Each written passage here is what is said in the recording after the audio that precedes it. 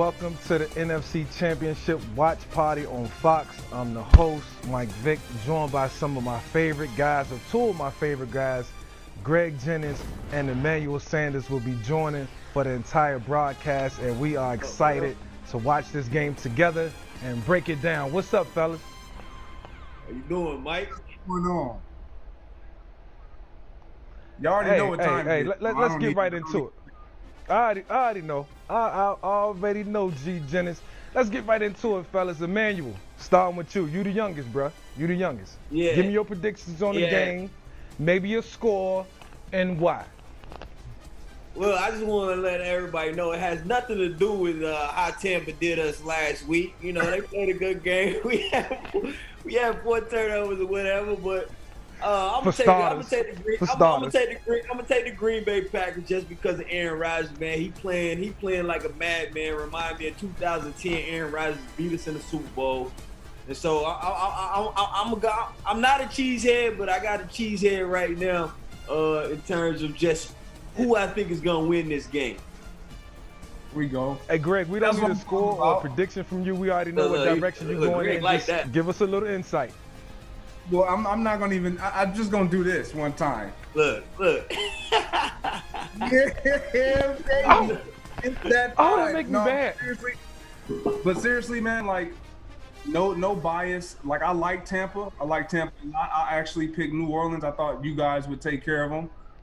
But like you said, the turnovers. But the way Green Bay is playing, and it's not just Aaron Rodgers. It's not just Devontae Adams, man. It's the other guys. When they get the others to step up. Yeah. This team is, in my opinion, they're unstoppable because we know what Aaron Rodgers is gonna give you, Aaron Jones and Devontae Adams gonna give you. But when they get Tunyon and MVS and Lazard and the defense plays the way they play, it's hard to beat.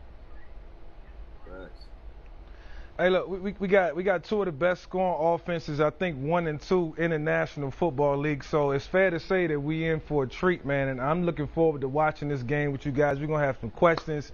We're gonna get into top fives, and we're gonna enjoy this game, bro. So I'm looking forward to it. It's about to kick off. So y'all ready to get into it? Absolutely. 100%. Let's do it, man. Hey, Greg, control your emotions, G. I'm gonna be these good. Are boys. Control your emotions. Hey, Emmanuel, we're gonna help him keep his emotions in check. Yeah, especially if things go south for him, man. I don't want you breaking that trophy now. Don't break that Lombardi trophy, man. Check it out. Hey, Greg, how you end up with the trophy anyway? How Greg end up with the trophy anyway? Him all people, man.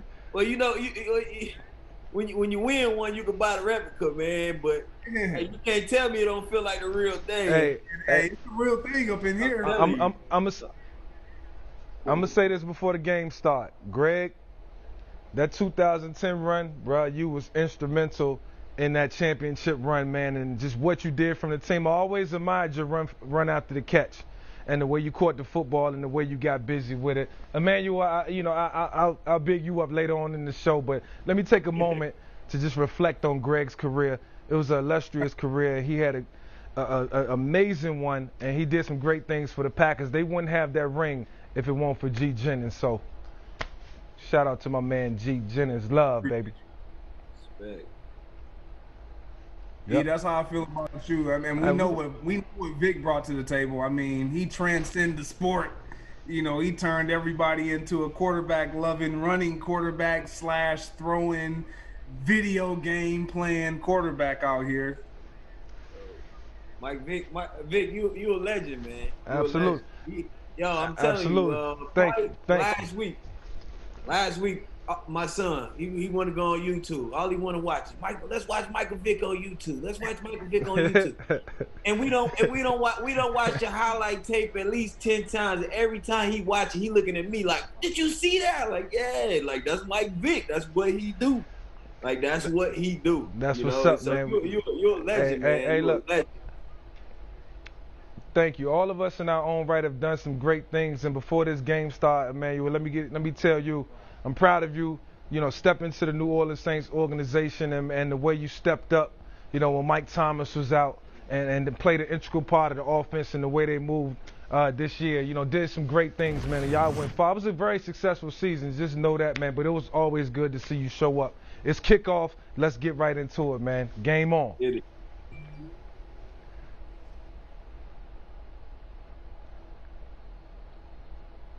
Uh-oh. Uh-oh. This is where I felt like last week, if Harris doesn't get hurt, he impacted the game so much. Yeah. It was a wrap.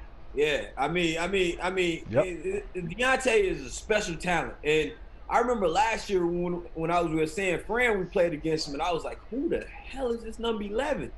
And then I show up to New Orleans, and I see how he playing. I'm just like, dude, this dude is on a whole nother level. If he stay on the track that he on right now, like, he going to make a lot of money in this league. Yeah. No doubt, no question. What you got, Tom? Let's see what you got, man. Damn, it's crazy because, like, AB not playing, man. I feel for him because I know how much he want to be in this game. You know what I mean, with the knee injury or whatever. Right. Yeah, no doubt, man. But see, with AB being hurt, what I'm looking for is for the Tampa Bay Buccaneers to establish the run. I think they got to run the football, and I think they got to do it consistent. They have to. I'll tell you what, last week, the game that we played against them last week, I knew there was a different Tampa Bay game because if y'all can remember, the second game we blew them out, they only ran the ball like 3 or 4 times in that game. Then they came back and they they kept running with Fournette. He was running the ball hard, dog. Like, he was running the ball hard. I said, okay, they came out with a different game plan. And now I feel like that's what they have to do this week versus Green Bay to take some pressure off the time. Yeah, you gotta keep the ball out of Drew's hands, out of your offense hands, out of Aaron's hands. You don't want them 3 and outs like they did in that second game. That's what killed them. Right. Yes. 3 and outs. All right, here we go. 3rd and 4. You don't want to start the game 3 and out. Like, everybody on the sideline looking like, damn. Money down. These the money downs. Oh, they throwing it up top. He got him. Okay. He got him. Okay. Hey, Tess. Oh, huh? I thought Mike Evans was a little banged up, fellas, but after seeing that, he can give us 4 quarters. It's on. Game on. This is what I love about smart quarterbacks. They see Mike Evans on Sullivan, you got to go at that all day. Yep. Man. Well, matchups, G. Matchups, baby. Big box fade to your big man. That's hard to beat. Yep. Then like one thing that I'm also happy about with Tampa, I played with Byron Leftwich in Pittsburgh, and man, I've always loved Byron Leftwich. Man, he's always been one of them real dudes that just been, you know what I mean, always looked out for me as a young dude, and just to see him as an offensive coordinator with Tom Brady as his quarterback, and now he calling the plays and having that offensive coordinator role, I think it's just amazing, like, what happens in playing 11 years in this league and seeing guys, like, go from being players to offensive coordinators to head coaches. Like, I had Wes Welker in San Francisco. Like, it's man, it feels good to see, you know? Yeah. And, man, you hit it on the head. It's guys like Byron Leftwich who understand the game, who understand players, who understand offenses. And, you know, when you got a guy like Mike Evans and you got Scotty Millers and Chris Godwin's, guys who played the game, not taking credit away from anybody else, but know how to get guys involved and know how to win football games with talent and take advantage of that talent. So I didn't know that you and Byron was together, but I can see why you have a lot of love for him, man. And then for me, like, I like coaches, but players who have played in the league and understand, like, what you go through on a day-to-day, like, it hit different. You know what I mean? Like, they understand. To me, yep. You know, especially from a practice standpoint, from a football just concept in general. Hey, but check it. Since we got it's a nice concept right here. Let's go ahead and get Gerald McCoy up on here, man. Let's welcome him on this watch party one time. Bring in G. Yeah, let's get G in.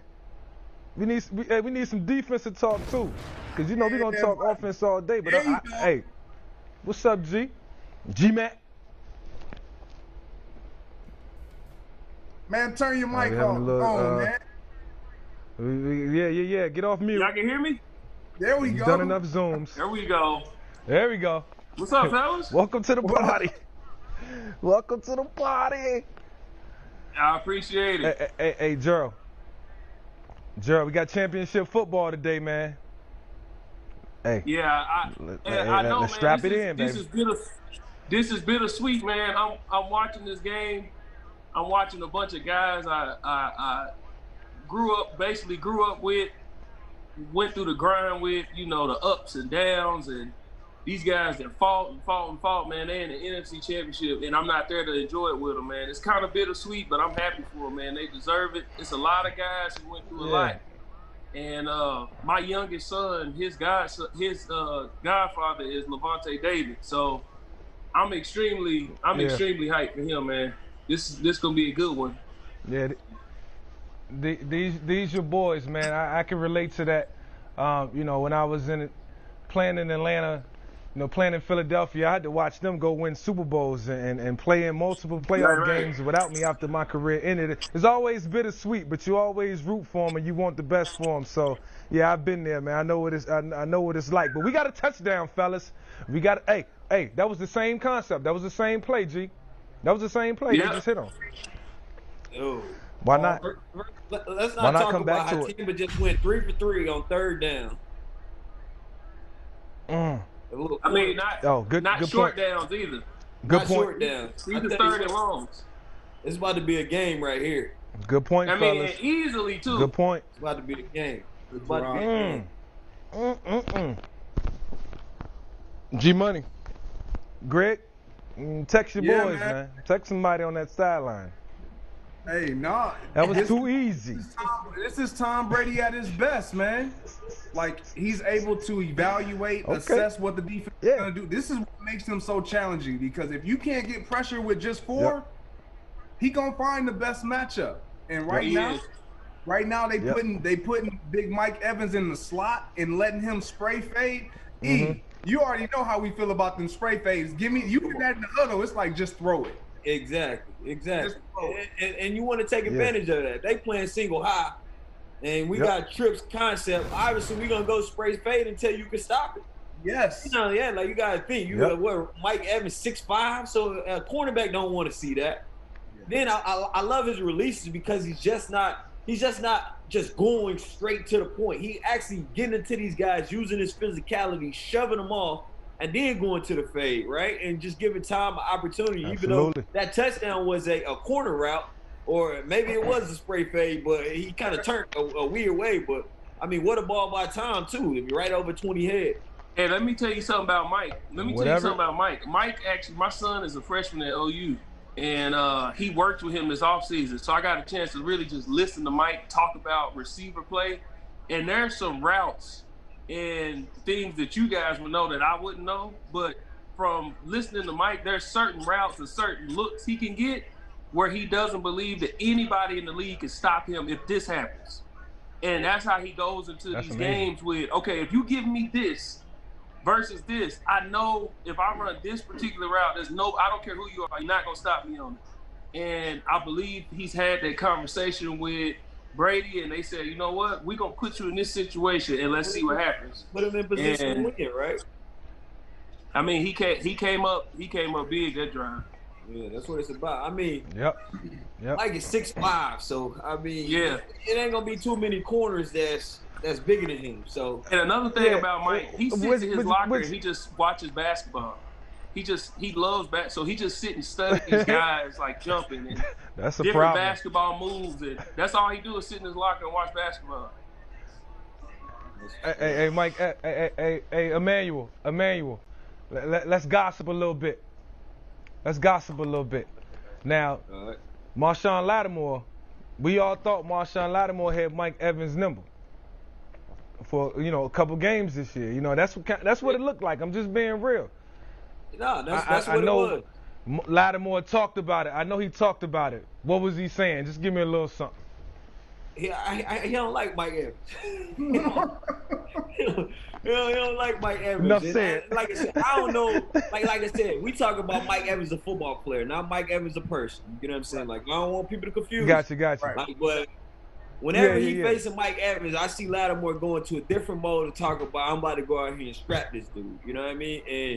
And I didn't really know too much about the history of him, but last year, I guess they got into a little altercation on the field in which, some words was exchanged. And so he went into this year saying that all year I'm giving it to him.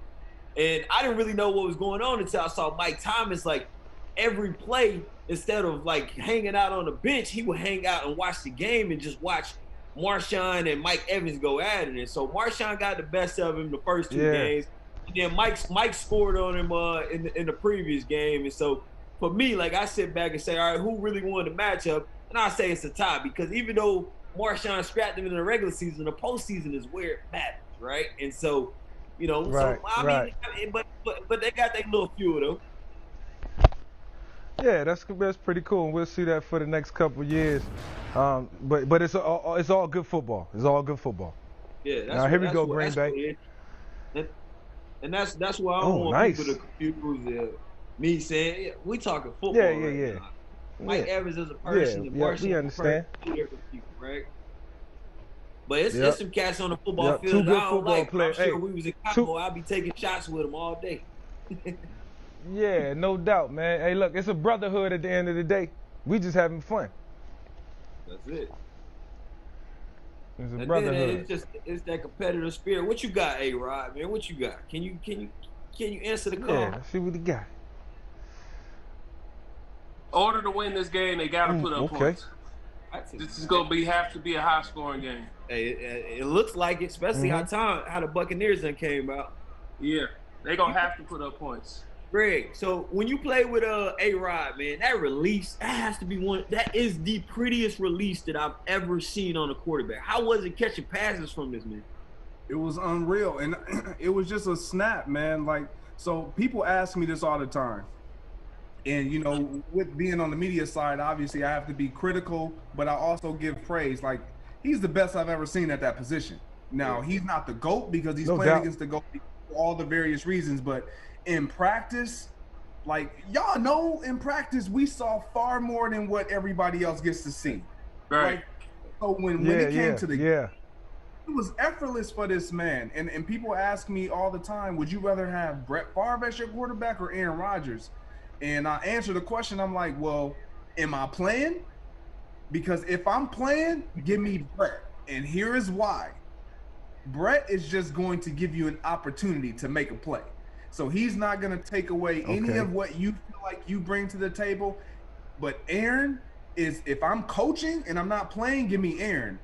Because he is so accurate. He eliminated, there was no attacking the football. It's you just running and the ball just dropped. And so we would get lulled to sleep because we wouldn't even have to go attack the football anymore because it was going to be on point. Right. So that's what Aaron brings to the table. That's why he makes so many guys that we don't even know of important household names because of his ability to put the ball where they need it in order for them to make a play and be successful.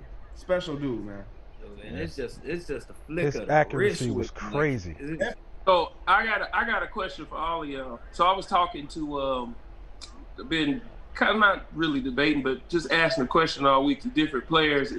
Got a group chat of some NFL guys and former guys. Do you guys believe there's a difference in the most talented quarterback and the GOAT?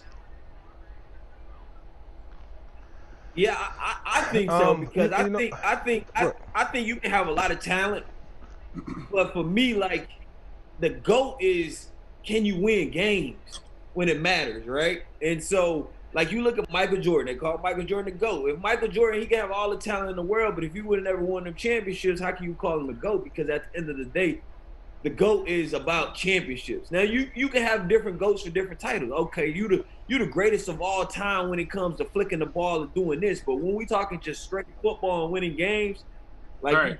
you gotta get that GOAT to you gotta say it's the winning more than the talent. Yeah. I'm with that.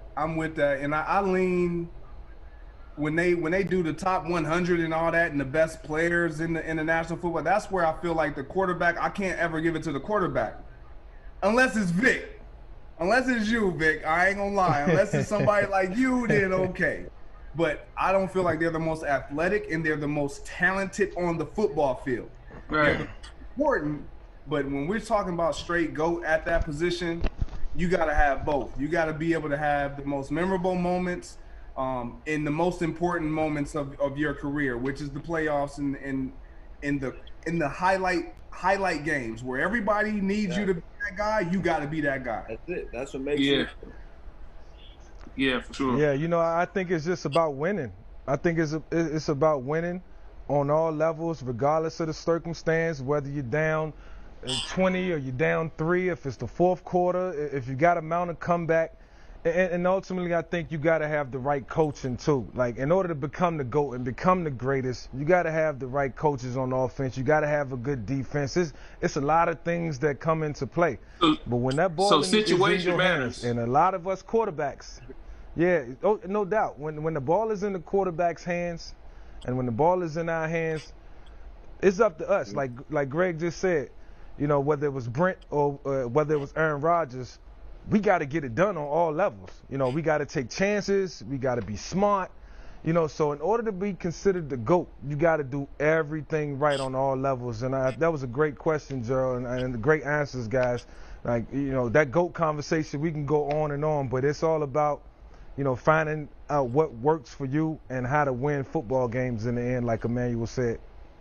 100%. Hey, Gerald. Hey, were you there with Shaq Barrett? So we got questions? Let's get some questions from the fans. I wasn't there. Shaq came the year I left. Okay, so we just saw the third down, by the way, watching the game. Tampa defense is flying all over the field. Yeah, they are. Jesus Christ. I just looked at it and Shaq Barrett just got the sack. And what a lot of people don't understand is about Shaq Barrett. The dude, I think he led the league in sacks last year. But in 2015, when we made that run, he was the backup defensive end for us, right? Yeah. And nobody really knew about him. For real? Nobody knew this. Shaq get in the game, Vaughn needs a break, or with Marcus Ware needs a break. Shaq will come in and make these plays. It's like, who is this kid? You know what I mean? And so I'm just happy to see him in the NFC Championship game. Obviously, I wish it was me. Yeah. Hey, but the thing about that is it's just like certain receivers. You guys know about guys like, hey, if this guy get his shot, man, he could be, or a guy come out of nowhere, you like, man, who was that guy? And you like, oh no, I've been to him. He used to come in and do this. Exactly. As a pass rusher, a D lineman, we knew about Shaq Barrett because you pay attention to this stuff. You see guys go out, you like, hey man, who's this dude coming in for Vaughn? Yeah. That dude he had like a stretch. I forget what year it was. It was a stretch over a certain amount of games. He had like 4 or 5 sacks. And it was like, man, that dude, if he get his shot, he gonna be all right. So it's great to see him, you know, doing what he's doing because he always had it in him. Hey, Greg. Hey, if Tampa gets some points right here, it could be some trouble. I don't like 14-point deficits. I feel you. I don't either, but it's early. It's early. 10 I can deal with. To be honest, to be completely transparent, man, I just want a good game. I want the best team to win and represent the NFC. Okay. But my heart is with the Green Bay Packers. I'm going to say this, though. I'm going to say this, man. If Tom Brady end up in the Super Bowl this year, win or lose, we ain't got to talk about GOAT status or anything like that, but the man is the greatest football player ever. It's the greatest football player over there. No more. Yeah, we put him over here. Now Aaron Rodgers, on the other hand, Aaron need this one. Aaron Rodgers need this Super Bowl ring for legacy. Yeah, and like I was the one when Tom had left when Tom had left New England. I was sitting back saying, will it mess up his legacy? He gonna go out to Tampa? Like, I don't know, right? But everybody wanted to know, like, is it Belichick? Is it Tom Brady, right? And now our questions are being answered, right? And it's like, damn, Tom Brady is really that good. He's really that good, especially if he go out here and beat Aaron Rodgers on the road at Lambeau Field. This Green Bay team, which is a really good team, if he goes and do this, like, and I can't speak. Some people. Like, I was on NFL Network this morning, and a couple people hit my Twitter. Was like, what do you mean Tom Brady will be the GOAT if he makes it? He's already the GOAT. And I'm talking about for me personally. Like, I used to always be like, yeah, but he got Belichick as a coach. But now it's like, I can't say that no longer. So he the GOAT, in my opinion, if he make it to the Super Bowl.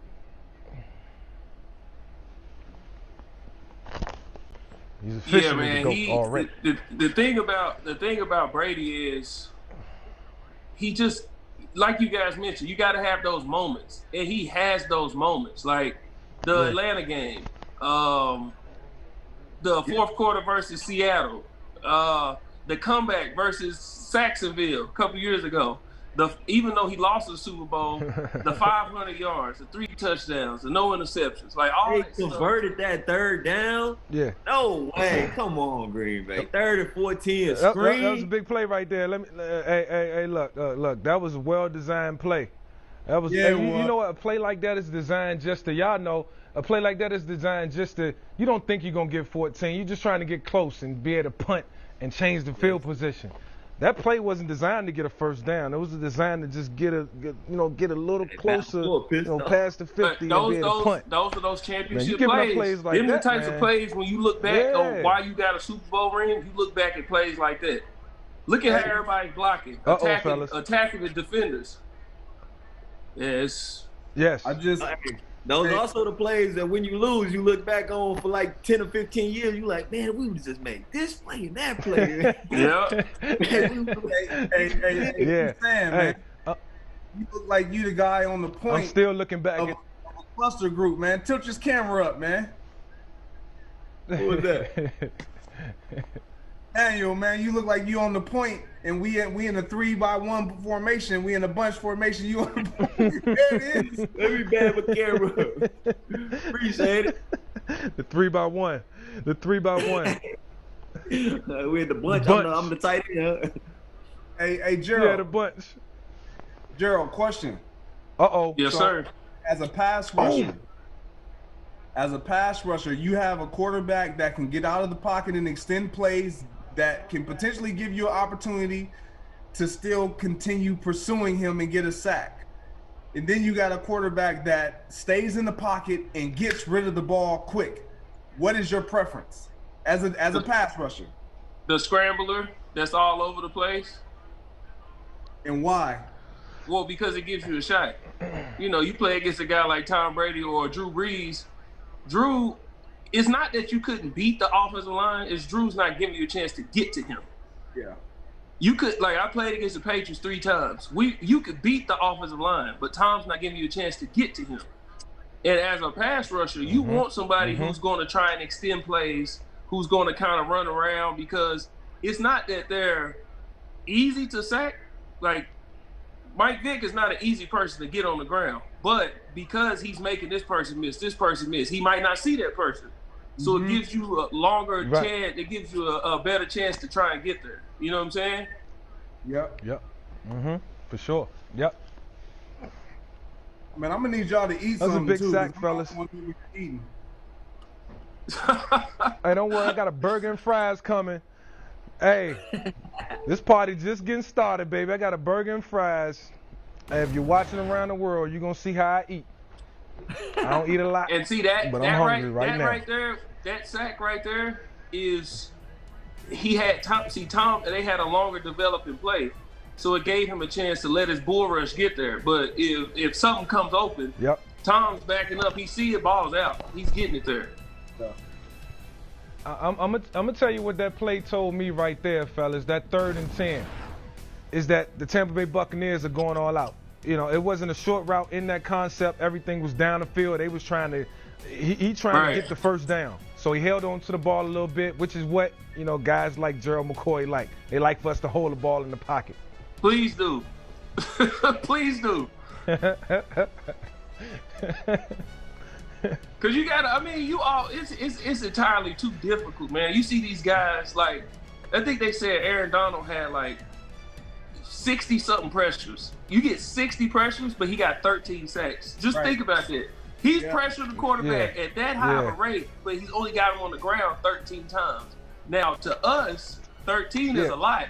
But if you think about how many plays he's rushed the passer, how many pressures he has, in comparison to just the 13, It's like, come on, man. You know what I'm saying? So you want the quarterback hold the ball as much as you can. Yeah, how tiring and frustrating is it when quarterbacks just doing 3-step drops and getting the ball out, and you going hard every play. How frustrating is that?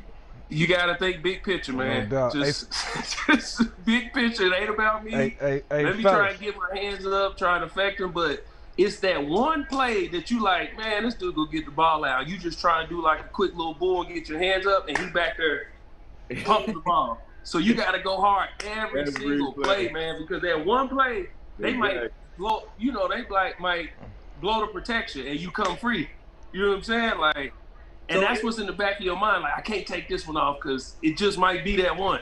So in comparison to a sack or a touchdown, is it like the same feeling of scoring a touchdown and getting a sack? It is. It is. It's got to be. Well, because I mean, jubilation. It's your trophy for your personal position. That's your personal trophy every game. Okay, how can I get my trophy this game? Give me a touchdown. Exactly. You know what I'm saying? You get a TFL, it's like a big first down. Yeah, exactly. But you get a sack, it's like a touchdown. You know? Hey, that's why you dance like you in the end zone. Yeah. I'm telling you, because it's so difficult to get there. It's not easy. You can't look at teams like Kansas City and they make it look so easy. Where it's like, man, is it that easy to score? It's not. It's not. Hey, fellas, let's talk to a social media question real quick. Hey, let's talk to a social media question real quick. We got my man Andrew, Drew Ace 28. Who's the X factor in this game, fellas? Who's the X factor? I say the Buccaneers secondary. Okay. If the Bucs secondary can hold up, they gonna give Green Bay a hard time because they can stop the run. Yep. I mean, you know what 12 can do, but if he can find them little spots in their secondary, they're gonna have a long day. But if the secondary can hold up just enough, I believe Tampa they got the edge. Yeah, I think for me, I know everybody's saying Aaron Rodgers, Tom Brady going against each other, but I think that Tampa, with Leonard Fournette, just seeing how he ran the ball last week, ran the ball hard. I think Tampa has to keep running the ball, take some pressure out of Tom Brady. And then for Green Bay, the X factor is Lazard. For some reason, like he always just pops up out of nowhere and makes a big play, right? And so they definitely need that. They need it right now. They definitely need it now because they are getting killed up front. Yeah, they are, and that's where we want X factor right there. It's in the trenches, and it's not Tampa Bay. I know what they can do as far as rushing the passer, but Zadarius Smith, Preston Smith, Kenny Clark, those guys, man, they're the X factor. Who was that right there that just made that? No doubt. He came out nowhere. You just said it.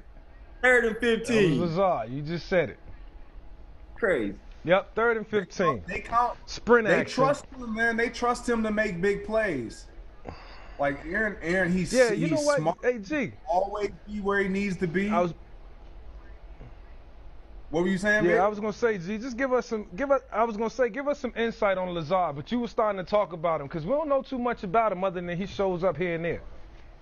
Yeah, he's I can't compare him. Like I was gonna say this about Mike Evans. He's one of those guys that he can run his route and he doesn't care how much you try to disrupt him as a defender. Lazard is developing that consistency of I'm gonna run my route the way I want to, not allowing you to dictate it as a defender. But his hands, they really like his hands. I think his hands can get a little bit better. They love his just tenacity. He's kind of their dirty, raunchy guy where they can ask him to do anything and he's willing to do it, whatever it takes. And that's what Aaron likes about him, which is why he tries to give him the ball in important situations to keep that excitement there, to kind of feed that palate a little bit. It's crazy because I feel like every team needs a Lazard type, right? Yeah.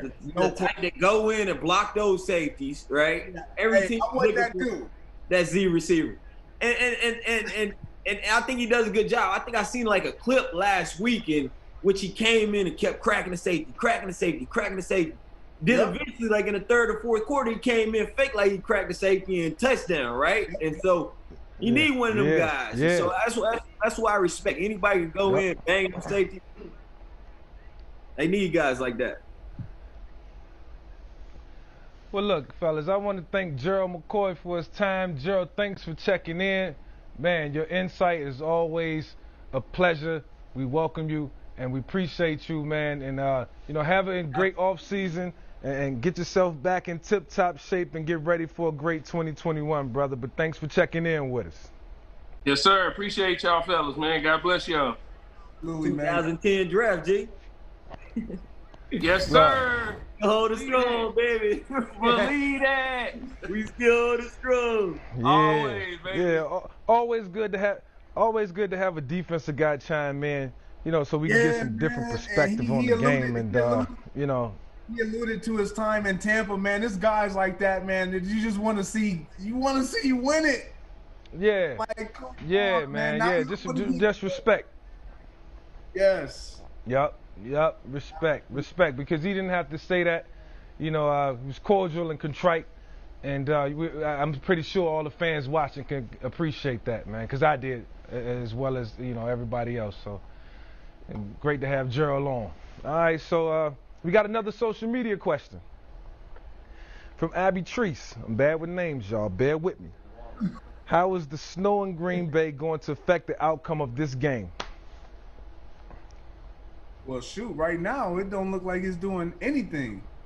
So, and that's the thing. When people talk about the snow, like, as long as it's not covering the field and it's like almost like a torrential blizzard, then it's cool. It can snow. That means the weather is not too frigid, so we cool out there. Right. If it's snow, I mean, it doesn't play that huge of a role, in my opinion. Yeah. That's what I tell people all the time, too. I say, I hope it's snowing. Like, if I went to Lamb when it was snowing, I'd be like, all right, cool, because I know it's not going to be below zero, right? Because it's not going to snow below zero. Right. But and then like, the NFL has the best ground crews in the world. So they're gonna clean the field up, get it ready to play. But as far as, like, conditions, like, sometimes the snow can make it slippery out there. And I'm sure it's a couple incidents that somebody right now is changing their cleats and going and putting on the big studs, right? Because they can't find their gripping and stuff like that. But big chunk. But at the end of the day, it's the NFC Championship. So nobody's even thinking about is it cold or not. Everybody's thinking about, look, for 60 plays in 60 minutes, if I go out here and go hard, I'm gonna be in Tampa Bay in 2 weeks playing under the sun with an opportunity to host it. Hey, put that trophy up again, Greg. Put that trophy up again. He got that for the rest of his life. You know what I mean? Ain't nobody take that away from him for the rest of his life. So beautiful. You can't take it away, baby. You can't take it away. Hey, so Tom Brady said this year. So beautiful. Tom said this year when I called one of their games, he said Belichick would harp on this point. Kind of what you just said, Emmanuel. You got 3 hours. I need you to give me everything you got for 3 hours. I'm not asking you to be perfect. I'm not asking you to be flawless, but I'm asking you to give me everything you got just for 3 hours. Don't cheat me. And when he said that, we're in a production meeting and I'm getting chills like, ooh, I could give you that. 3 hours when you break it down like that. And then, like you said, Emmanuel, it's not even really 3 hours. 60 plays. Oh, exactly. Yeah. 60 Time plays. Time having fun. Hey, we got a touchdown. That is. Hey, we got a touchdown, so let's bring in the guests real quick. Let's add them to the party. Welcome to the party, WWE superstar, my man Big E. What's good? Unmute your mic. Y'all picked the worst possible time to bring me in. Let's see touchdown and bring in the Tampa fan. Y'all got me looking real dumb right now. Hey, man, still a tie game. Oh, you're right. Yeah, welcome. Hey, what kind of jersey is that you got? Is that a Chiefs? No. This is the fit together. My bad. Steve Young It's a Steve Young throwback Michelin-esque. I bought this in college. I spent, pretty much every penny I had, so I'm gonna hold on to this 15 years later. It's a Steve Young Bucks throwback. So yeah, man. That's a Bucks throwback, bruh? Yes, sir. Yes, sir. Okay, Steve Young. Steve Young was one of my favorites. That's right. Yeah, I'm Tampa Steve born Young and was bred. one of my favorites. Okay. Tampa. Okay. Yeah. Give us a little. Who you rooting for? Why you rooting? Some little background and some of your football knowledge. Okay, so obviously I feel like a fool talking about my football knowledge in this room, but I appreciate it. I play football at Iowa, so it's cool to see we got 9 Iowa Hawkeyes in this round, which is more than any other school. So first and foremost, representing Iowa. But I'm born and bred in Tampa. Nice. Been here my whole life. So I'm obviously rooting for the Bucks, looking like a fool right now, dressed in the old creamsicle. But yeah, that's who I got. What position you played in college? Nah, man, you looking good. I'm 5'11", but somehow someone said I could play defensive tackle, so they let me play DT at Iowa. But yeah, that was my position. And how much you weighed then? I was only probably about 275 at the time. Oh wow. Yeah. Wow. And a lot of that carried over to wrestling? 275. Yes, sir. 5'11", 275. Yeah. We got that delay. Give me a just prototype, the fellas. physicality. Who can we compare that to? Aaron Donald? Yeah, I mean, Aaron Donald's probably a little bit taller, but sorry. Mike Daniels. Similar. My man Mike Daniels, another Iowa guy. Mike Daniels? Yes, Another Iowa guy. Yep. Okay. Yep. All right, we got some guys in the Rolodex. Yeah. Well, thanks for joining us, man. You bear with us for a while, hang out, man, and we're gonna come to you with some questions in a second. But look, how would you compare football to being in the WWE, if I can ask? It's definitely different, but being able to play, like I played at the Big House when I was at Iowa at Michigan in front of 100,000 people at Ann Arbor. So that prepared me for WrestleMania, where you're in front of 80,000 to 100,000 people. So that definitely helped me cross over. And what I learned when I played at Iowa was the amount of work ethic, that discipline helped me to carry over into pro wrestling, to deal with the ups and downs, to deal with the physicality. So it's definitely like, I learned so many lessons playing football in high school and in college that I just carry with me as a man moving forward in pro wrestling and in life. Yeah. What year did you play Royal at Iowa? Rumble, a week from today. I was there from 04 to 06 was my last year playing. Oh, nice. Iowa was some good football, man. Yeah, man. I'm looking you up right now. I mean, I didn't really do a whole lot. I tore both my ACLs, broke my right patella. So God said, football might not be for you, man. 2.5 years, you had 4 surgeries. You might need to do something else. It turned out. How long you been wrestling for? Since 09, so like 11 years. So that football feeling of like coming out in front of the crowds, right? Is it the same type of adrenaline rush or even bigger adrenaline rush from wrestling? It's a little bit different because one of the things, like for me, I was a rotational player in our defensive line. So I never had anyone cheering specifically for me. But in wrestling, it's cool to come out and those cheers or those boos are for you. So I that's one thing that I really appreciated was like, hey, it's about me right now. What I'm doing is getting people to go crazy. Spotlight on me, huh? Yeah. Welcome to the NFL. How is the training process for like wrestling? Like do y'all practice? How do y'all go about that? Emmanuel. Hold up, Emmanuel, don't go getting no bright ideas trying to wrestle when your career's over, bro. Hey, I'm trying to come off the ropes, man. I'm trying to go off the ropes. You're crying about a lot retirement coming, man. I might be WWE, man. Hey, you might have a spot, man. You might have a spot come through. Get that money. Yeah, man. So typically we do, it's different in a pandemic, but we usually do like 4 to 5 shows a week, every single week. So your practice is doing those live events, it's doing the house shows. That's your practice. Dang, 4 to 5. Wow. Okay, amazing. All right, Bucks got the football, fellas. Waking up. Come on, Chris. You gotta catch that right now. Yeah, right in the bag. Yeah. It was little alligator arms. It's crazy how, like, over the course of his career, it was like, oh yeah, Mr. Reliable, always catching hands, great hands.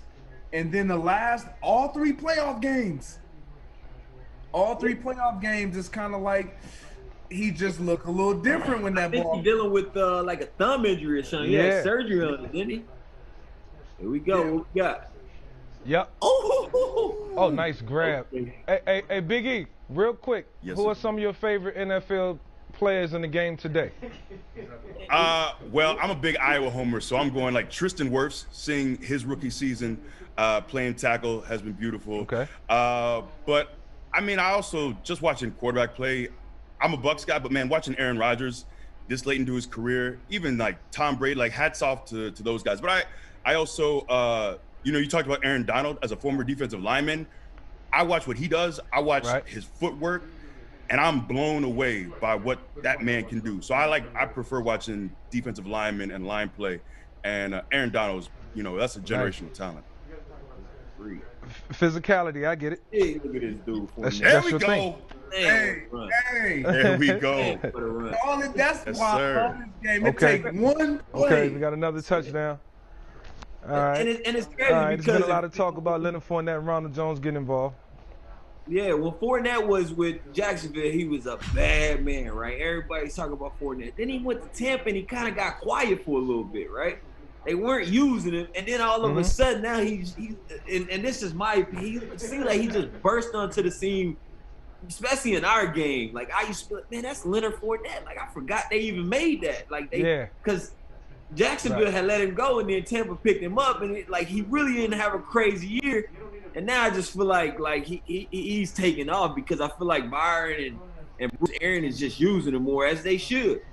So a little to that point. Yeah, kind of said it all year. Yeah, so a little to that point, like he was one of the last guys, in my opinion, to really buy into being another guy, because they got so many guys on that team, and he's always been the guy. Like the offense is me. I am the offense. You're gonna run it through me. And that was a challenge for him. He talked about that being a challenge for him. And when they started that last week of the season, when Ronald Jones was out and they played Atlanta, talking to him, he was like, you know what? It took me a while to just adjust and acclimate to, okay, I'm going to be fresher at the end of the season, embrace the role, embrace my role. And and when guys that have that type of talent start talking like that, and you get that buy-in, that's that Brady effect, in my opinion, man. Like that's when teams become really scary. And that's that championship mindset too. I feel like as you playing this game, like you come in and you be the guy, and then you kind of eat a little humble pie. You sit back and you say, all right, like let's not make this about me. Let's make this about the team, right? Because when you first get in, you kind of hungry. You want the contracts. You want so much, and I'm talking about me for myself. Even this past year with the Saints, like we rotate so many guys from a personnel standpoint. Believe it or not, we had. At one game, we had 65 different personnel, 65 with different rotations, messing with Sean P. And so, we had, like I said, we talk about those 60 plays. I have probably like 25 plays, and so it was an adjustment for me. But still, like you have to go there and say, like, let's not make this about me. Like, just capitalize on your plays, and if you capitalize on them plays, hopefully more plays will come. And I love to see what I'm seeing out of Fournette, because he making it seem like hand him the ball every play because he's gonna make something happen. Right. Yeah, I think that's a great message to the fans who are watching, because naturally they think you assemble this great group of NFL players and you think it's just gonna happen. You think things are just gonna just happen naturally for you. You're gonna score touchdowns and the offense is gonna move smoothly. Like Greg said, it takes a while for guys to develop into that role and feel comfortable. We still have feelings and emotions. Even when it comes to football, sometimes it's not just a game. We get caught up in it emotionally, and for Leonard Fournette to go through that phase, and then now on the flip side, scoring touchdowns in the NFC Championship game, it's a testament to Tom Brady and the organization, bringing guys together and making sure they gel. For sure. I mean, because you also got to get back at it. The emotional side for Fournette, he got released by the Jaguars.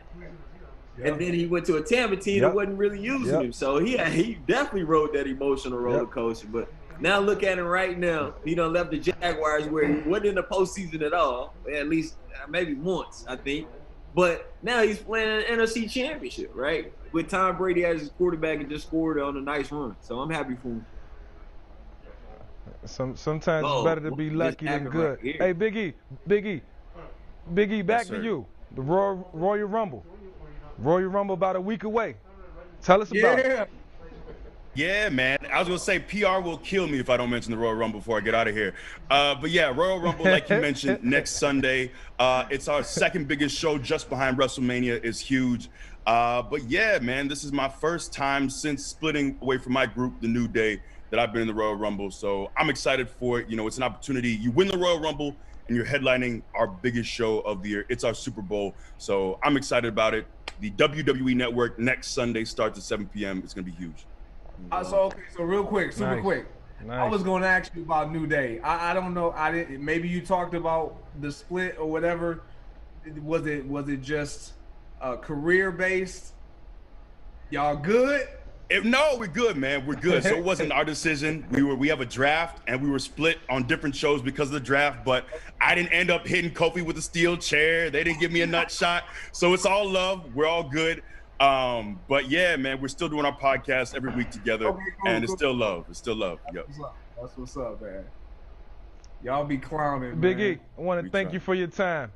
Thank you for your time. Hey, feel free to pop back in later on if you want, man. Feel free. I appreciate it. Thank you all, man. Enjoy the game. Thanks for having me, man. Absolutely, man. Appreciate it. All right, good luck next week. Yep. Thank you. All right, fellas, we got a 14-7 game. Yeah, man. Obviously, started the second quarter. Yeah, man. You know, just let's get to a social media question real quick. Yeah, let's break up the monotony a little bit. Let's get to a social media question from Guillermo, recorder. I'm gonna try these names because it's just fun to me. You know, feel free to laugh, joke, whatever. Fellas, what's the biggest advice? What's the recorder? What's the biggest advice you have for young players today? This is a good question for you guys. Start with you, Emmanuel. What's the biggest advice you have for young players these days today? Yep. I mean, for me, like, it always falls onto the work. I just feel like, and like I said, I'm big on just hard work and outworking everybody. And when I was a young dude, I was big on, you know, I know coaches are big on weights and this and that, and I'm not the biggest person in the world, but I remember Antonio Brown told me one time, he said, "Hey man, goats eat the grass." Right? And so I've always been big on, like lift weights, but don't spend all your time in the weight room, right? I used to always tell people, like, why you spending so much time in the weight room when people are coming out on Sundays and on Saturdays, on Fridays, high school football, to watch you play football? So why aren't you doing more football drills and football work than you are in the weight room? So that's what I tell young players in terms of if you want to play in the NFL, even playing in the NFL. When I got to the NFL, I always prided myself on being the last person to leave the football field. I remember it was times when me and Antonio Brown, we got drafted together to Pittsburgh, and we would literally sit out there on the field like 30 minutes after practice and like look at each other because we both had that mindset that we was going to be the last person to be on the field. And so and the reason why I say based off the work, because through the work that I put in, it gave me the confidence, right? Like, you gain confidence by preparation. And so that's why I tell young guys all the time to try to outwork everybody, man, and make sure that you dedicating your time to the right things. You know, I'll piggyback off that. You know, a lot of people see where someone starts, and then they obviously get to see and tell the story of how they finished. But the most important part is what happens in between. And that's the work. What you talking about, Emmanuel? It's what are you willing to do with the process? Because everybody has a starting point, and everybody will have a ending point. But what makes that end look so different for various people is what they do in between that time. how dedicated they are to whatever passion they have, whatever craft it is, whatever drill you're entertaining in that moment. Make it important. I tell my kids this all the time. Like, I get it. You're not going to like going to practice. You're not going to like being there every single moment. But make it important. Make it do everything with intention. And that is a hard thing to do. But if you want something bad enough, you'll do it. You'll do it. It's like what you're talking about. Emmanuel, I wasn't the one that was going to be the first one on the field and the last one off. That's not my story. But I felt like when I was on the field, when I was in the weight room, when I was in the film study room, you weren't going to outwork me. You weren't going to be smarter than me. Like, there wasn't going to be something that you did that I felt like, man, he got me by a long shot. Like, if there was something that I noticed that you were doing that I wasn't, I was trying to do it too, period. To add to me, not to take what you do and try to become you, but it's that in between that I tell people all the time, that time from when you start to getting to that finish. Like, because everybody, it's like practice. We all see that practice schedule and it'd be like 3 hours when it used to be 3 hours and 10-minute practice. Hey, man. Good. But that work in between that time can make it go fast, or it can make it, you can dread it because of how you approach it. That's it. Mindset. Yeah. I think the viewers can take a lot away from that. I don't think I have to say too much other than, the guys talked about, the hard work that they had to put in and spending extra time and believing in yourself, and that's what it takes. My advice to a young athlete, male or female, is put the hard work in, put the time in, and while it hurt, it's going to pay off because it's going to make the competition way easier for you when you work hard during the week on your craft. Good answers, fellas. And sometimes like people talk about like what to do, but it's certain things to not do as well, right? And it's gonna be some sacrifices that you're gonna have to make, and some things that you're gonna have to give up that only you know that you got to give up in order to be successful. And so it's gonna be you standing in that mirror saying, are you willing to give it up to get what you want? And some people do and some people don't, right? And so that's on you, speaking to the young people. Yep, you got to give up a lot to gain a lot. Right. Message. Hey, real quick, I'm jumping off that topic. I'm sorry. I didn't transit. I'm looking at this game. Yeah. Let's get on to something else. Devin White, he came out with like a man on a mission against y'all boys. I was like, ooh. Listen, I got home. This how frustrated Devin White had me. He stepped it up major. I got home. I told my wife I don't like Devin White. How much trash? Hey, I've never felt that way really about too many players. He was talking so much trash. It looked and like he was on one. But I'm gonna tell you what.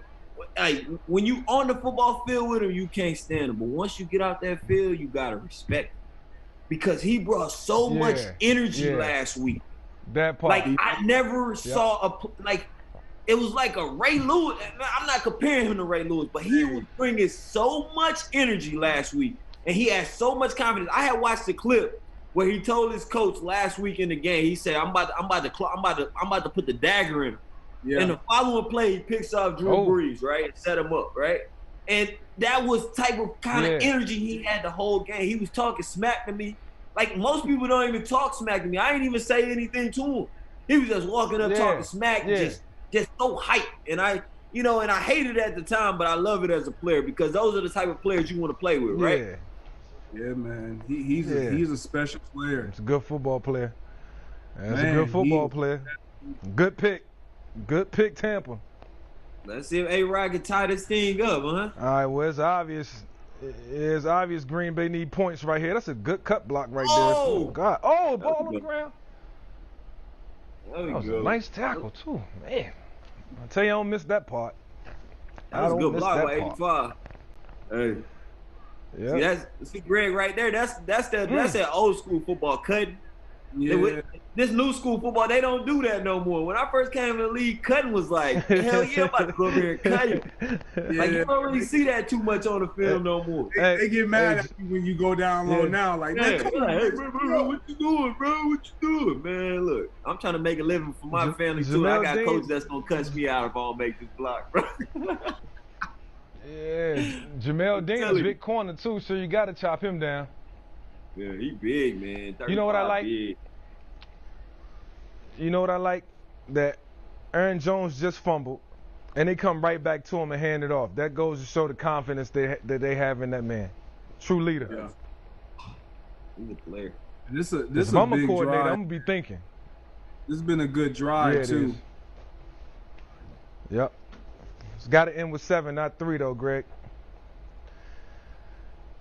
I mean, they get the ball at half, so I mean, it's not. I'm not at that point. I mean, obviously, we always want to get 7 when we are offense on the field, but yeah, well, you know, that's just quarterback talk. That, that's a little QB talk. Green Bay always got RPOs built in their run game. It stretches the defense. Like, if you can see right here, you probably can't see Devontae, but he's running a bubble route. So if that nickel corner or a linebacker is peeking or blitzing out the edge, then it keeps the defense honest. And Aaron, and to that point, literally, I know this from experience. Devontae can be running back to the huddle, and Aaron's gonna ask him, "Were you open? Were you open?" Because sometimes as a quarterback, you can't see everything. And it happens fast, and you got to trust that your receiver is paying attention to it. And so with the rapport that he's built with Devontae, it's like he's going to ask him every single time with them RPOs, was it there? How did he play you? How did he play you? So then he knows for the next time, okay, he did this. It's the same look. I'm without even looking over there, I got it. Because I trust what he told me, and he going to make it work. Hey, Vic, I've always wanted to know. I see a developing story. Every time you stepped on the field, did you feel like you was the fastest person on the field? Yeah, I did. And sometimes that confidence got me in trouble. You know, I would substitute all that for a great run game. Receivers like both of you two. You know, I would go from super fast to mediocre just to have the talent, because sometimes I came into games just thinking I could do it all. And you know, it just wasn't the case. Felt obviously. Like you had to, huh? I don't have a ring like you guys. I forgot both of y'all guys got a ring. And, man, you got a ring, correct? Yeah. No? Yeah, one with Denver in 15. Yeah, you know, he got that hardware. Go ahead and say it with the chest. 15. Yeah, I got that hardware. Yeah, that's what I'm saying. You got hardware, bro. Hey, look, in the next break, we'll go to in the next break, we're going to go to some of our top 5 quarterback receiver connections, and Greg, you'll get into your top 5, and we're gonna have a little fun. Okay, sound good. All right. Yes, sir. Okay, Rod. All right, here we go. Hey, one thing I love about Devontae Adams' game is nobody could touch this man off the line of scrimmage. But look at his stance. His stance is like upright. And it's like, it's not the traditional, how they say, receiver stance. Like, he's so upright that it's kind of hard to even touch him. And then his release pattern, look, fade. Got him. Oh, that was beautiful. Oh, that was nice. Oh. Now, fellas, would you? I mean, I know he thinking back shoulder right there, but it was a little low. Where you want that ball? You want it like, you know, around the like shoulder height, or is that a perfect throw? That's a drop pass, right? Devontae gonna make that play 9 times out of 10. That's just a drop. Okay. Yep. But, look at the release too. What I was just talking about, like how much separation he got. That's just on a fade route, just jamming him inside. When I tell you around the league, guys are afraid of this guy at the line of scrimmage. They are afraid. Corners don't play aggressive versus him because they know, and they went right back to him. He said. I honestly, man, you know, I felt like I was one of them guys. I ain't want to get touched either. And you watching you, you was one of them guys. You ain't want to get touched. You was shifty off the line, all that. Yep. Man, he said something to me that I had never heard.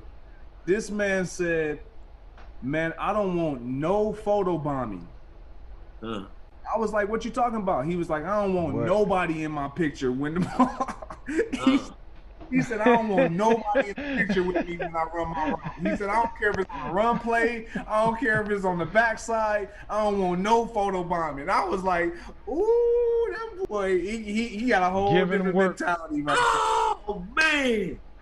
Man, what a route. He ran like no good. He ran like a slant and up. Oh, got him. Oh, that was nasty. Oh. That's that middle. That's that little middle ball with that. Yeah, that's the new version of stick nod, I guess.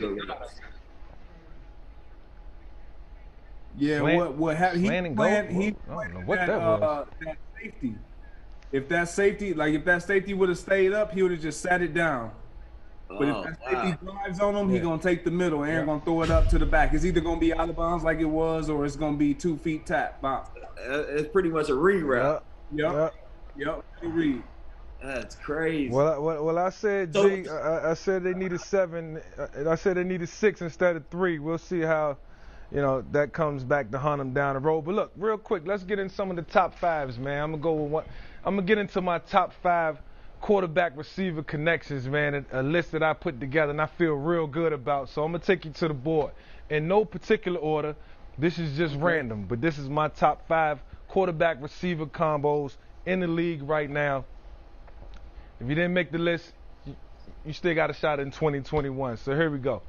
I got to start off with Rodgers and Adams. I think it goes without saying. I think we're watching it right now. They just missed on the connection, but they've been connecting all season long.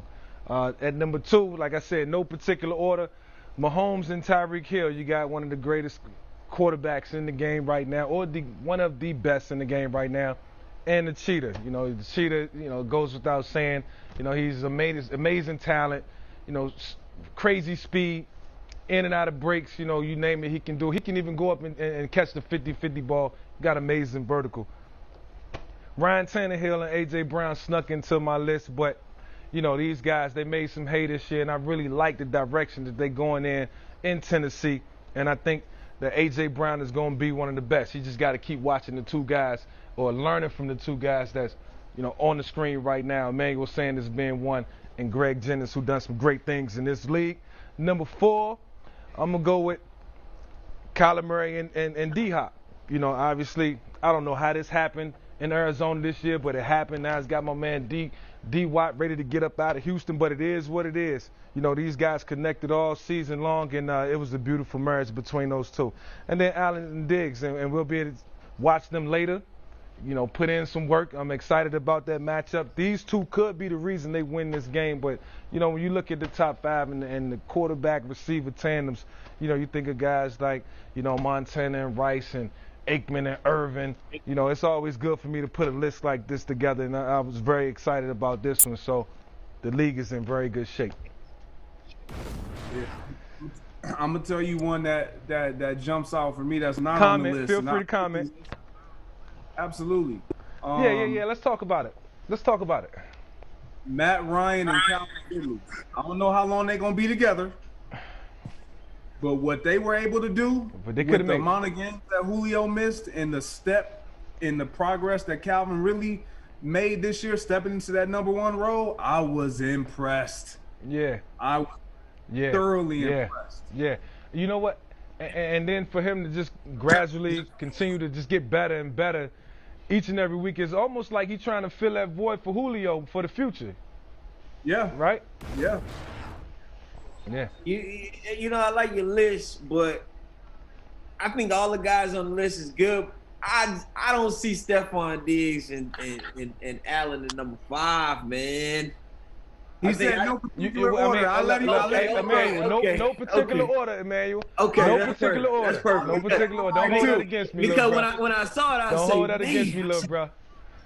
I said all right. No particular order. I made sure I threw that out there. But I tell you what, man, let's just talk about. I know they're gonna play later, but man, Stephon Diggs, he done came on, right? And I mean, the guy's the leading receiver in the league this year, and coming from the Vikings. Like, we all kind of knew like Diggs was really good, but like he showed a different side of himself this year and what he did for the Bills. And I'm just happy for him. Yeah. I'm extremely happy for him. And then, Allen is the next face of the NFL, in my opinion. Just the way that he throws the ball. He's up there. He's a young guy, right? But just the way that his poise and the way that he can deliver the football, his big arm and the way his mobility, I just feel like the Bills got that quarterback for a long time. Hey, but another guy, and I know you said receiver. I know you said receivers as well, but I consider Travis Kelce a receiver, man. The type of number he put in the house. I thought about it, and then I dismissed it because I'm like, okay, people gonna be like throwing the tight end in the mix, but you're right about that. We all thinking the same thing though. Kelce putting up receiver numbers, man. It's crazy.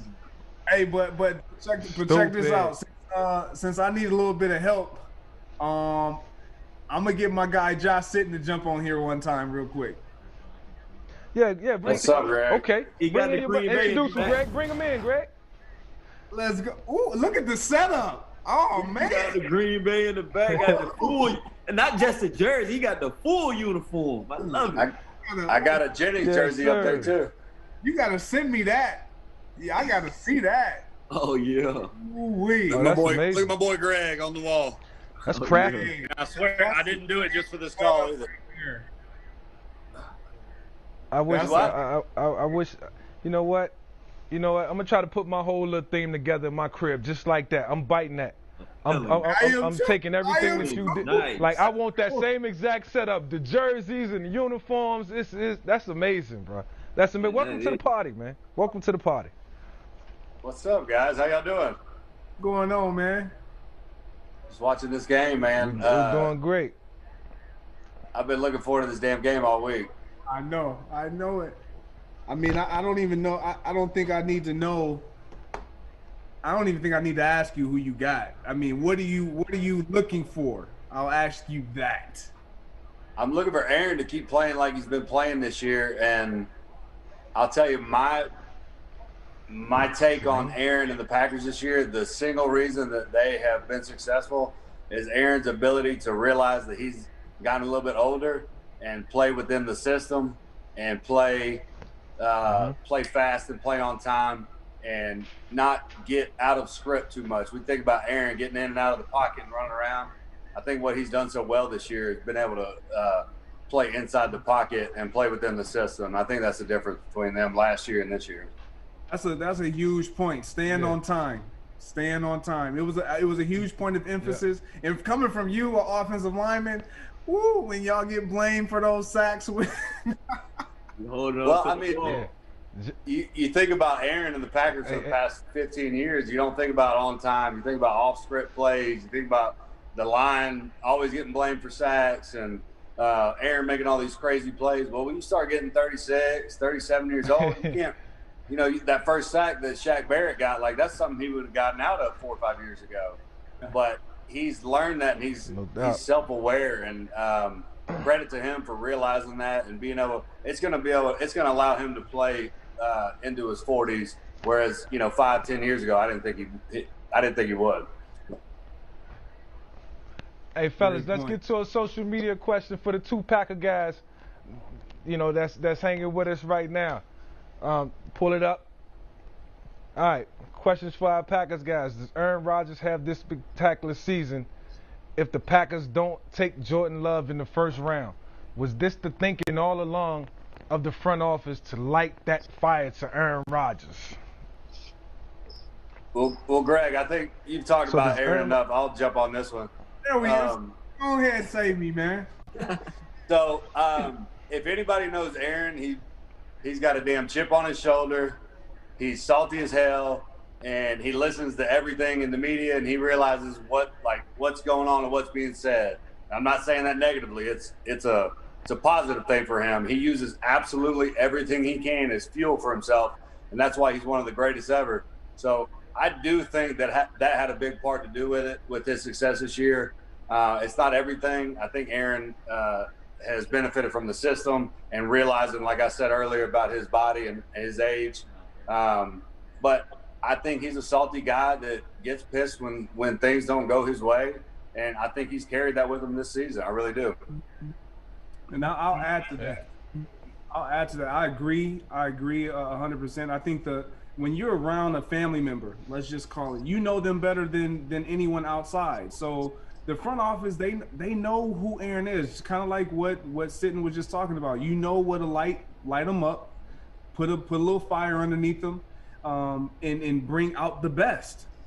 And so you do what you feel like you need to do, also looking into your future. But I think what else has happened, kind of to what Sitton you were alluding to earlier, is his trust in the second year in the system of Matt LaFleur, trusting that, okay, this actually works, because he is not an easy guy to convince that what you have on the slate is what we should be doing. It better work, right, and it better work seamlessly, or he's gonna challenge it. Josh, no doubt. And I've never played with somebody that was as smart as Aaron. So if you put something on the board that isn't up to snuff, he's gonna pick it apart like that. So he's trusted. He's definitely trusted that system more, and he started to trust those receivers, which I don't think he had that full trust in them last year. Playing on time last year, you didn't see it as much. You seen him throwing those balls before those receivers are coming out of their routes this year, and it's been fun to watch him trust that system and ball out. Yeah. Competence and ability is not an issue with Aaron Rodgers, and you guys just made that clear. Got a big drive coming up. They got the ball with 2 minutes left. We 2 minutes away from halftime, and I think this drive got to come with some points. So we'll see if they can put it together. I mean, you gonna say that every time. This drive needs to come with some points. I mean, that's a quarterback talk. Listen, no doubt. Hey, look, points. Hey, whether it's three, when we walk into that huddle, bro, I'm talking about every drive I ever been a part of in my life, especially in the NFL, because the pressure's different. It's like, how in the hell do we get to this end zone? If not, how do we get three? And I say that because they backed up 2 minutes left, and obviously they probably got a timeout or two. They got 2 timeouts, so I expect to get points. So that's kind of how I was brought up in this game, and obviously being around Andy Reid and Doug Peterson and those guys for years, man. We was very aggressive in play calling and very aggressive in game planning. So it's kind of what I expect. So yeah, man. If I continue to say that, you continue to call me out on it, Greg, without a doubt. I love it, though. I love it. Hey, I tell you what, I think we all can contest to that. One of the greatest feelings is the adrenaline of the 2-minute drill and going down there and scoring. Is it not? Oh, man. I love it. Before half, bro. Oh, before the half. Fast pace. And then you driving the ball and you moving it and you playing so fast, you handing the ball to the ref, you move it, and then you score, and you like, yeah, that's fun. Right? It builds so much confidence if you score before the half, knowing that you've got the ball coming out in the second half. There's such a confidence boost. You can feel it. You can feel it. Let's see if they can execute, because right now, if I'm a receiver and the 2-minute drill is coming, I'm telling all the guys, hey, look, don't throw the ball to the referee. Run the ball to the referee. Get out of bounds. You get an opportunity. We know how many timeouts we got, and we're trying to execute this and try to go score before the half and go into the game. Now it's 17-14, and and you're feeling good. So let's see, like, if they can execute that. Yeah. I know at home. I know at home a lot of people. Go ahead, Vic. No, I'm sorry. No, I'm gonna let you go. But second half, we're gonna tune more into the game. We've been doing a lot of talking. We're gonna get into this game in the second half. We're gonna pay a little more attention to what's going on. Let's get it out now. I was gonna say, a lot of times. It's big. Get up, hand the ball to the ref, or throw it, whatever. Hey, and at home, it's crazy because a lot of people, and even us on the sideline sometimes, when we're lulling as an offense, we're like, man, why can't we just play like this? Or when we see it, it's like, why can't they just play like that all game? And it's just not that easy. Yeah. It's different. I don't know what it is about 2-minute in that no huddle pressure situation. Everybody is just, the awareness is heightened, the intensity is heightened. It's just a game within the game. Jason Pierre-Paul, big time sack. I tell you what. Yeah. I've had the privilege of playing in an offense that was no huddle with Peyton Manning though, and we didn't line up. I'm gonna tell you what it is. That's how I felt like going into games all the time. Greg, it was some games that me and Demarius, like right now, if I show up to the game, I say I want a 100-yard game. Playing with Peyton Manning in that no huddle offense, that up tempo, me and Demarius used to be like, I'm going for 200 this game, because you know how in the 2 minute, like you'll have a drive. Well, you will have a game. It'll be in a game, and you don't have 0 catches. And then in that 2-minute drive, you'll have 5 catches for 60 yards in a drive, right? Yep. And so that's how it was in one Peyton's drive. system. Hey, I'm gonna tell you what it is. 2-minute drive. The coaches give the quarterbacks the liberty 90% of the time. Call your own plays, and then it's not a lot of coaching in the 2-minute drill. Y'all know how it is in practice. It's kind of like a free-for-all. You can ad-lib a little bit. You just call the plays that you... Uh-oh. That was an interception? Let me shut my mouth. Hey, that was big. Okay. He had a pick versus us last week. That was big. Now, what's about to be interesting is you got 28 seconds left. Tom Brady gets the ball. They want to score. So much for the 2-minute drive. Now they got to get some points because they know. I'm sitting back. I'm trying to get a big play and walk out of here with a field goal. They got to get some points. Possibly score, but 28 got to get seconds. some points on this drive. Tampa got to get some points off this turnover. That's PI. I wonder where coverage was at. It looks like 22 man. He tried to run like a seam read, give him some at the top of it. He just didn't bite on it. Tampa played a lot of 22. They played a lot of 2 men versus us last week as well, especially on third down. Yeah. Oh yeah, give us the scoop. Give us the scoop. Get out of bounds. Nice. Y'all are like 7 seconds ahead of me. Oh, you didn't see the pick? I just saw it. Yeah, like if I turn on my television right now, like it's actually behind what I'm watching on the computer, which is crazy. Greg and Mike got the direct line from Fox, I guess. Look at it on the. You don't have it on the screen, Sitton? Yeah, it's on here.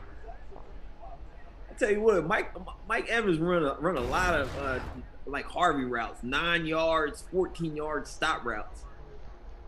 That's one of the routes that I think that that he loves to run. I'm surprised they didn't complete that one. Use that big body. That was just an extremely safe in the stands. Right there. If I'm 23, I'm feeling good about myself right now because I got a pick versus Aaron Rodgers. But if we score points, I'm really gonna be feeling good about myself. Yes. Even if it's 3. Just gave him a shot. Nope.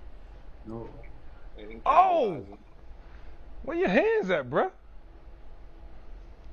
But that's the thing. If they can get pressure, just apply pressure to get him to get rid of the ball quicker than what he wants to with their front 4. That's the deciding factor. He does got to catch that. Yep. Yeah. You got to catch that. Yep. Yeah, but Greg, Mike, what do they always say about how do you beat Tom Brady, right?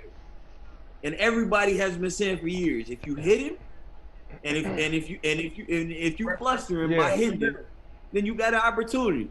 Yeah. You're not going to confuse him. I think we've seen it early in the season.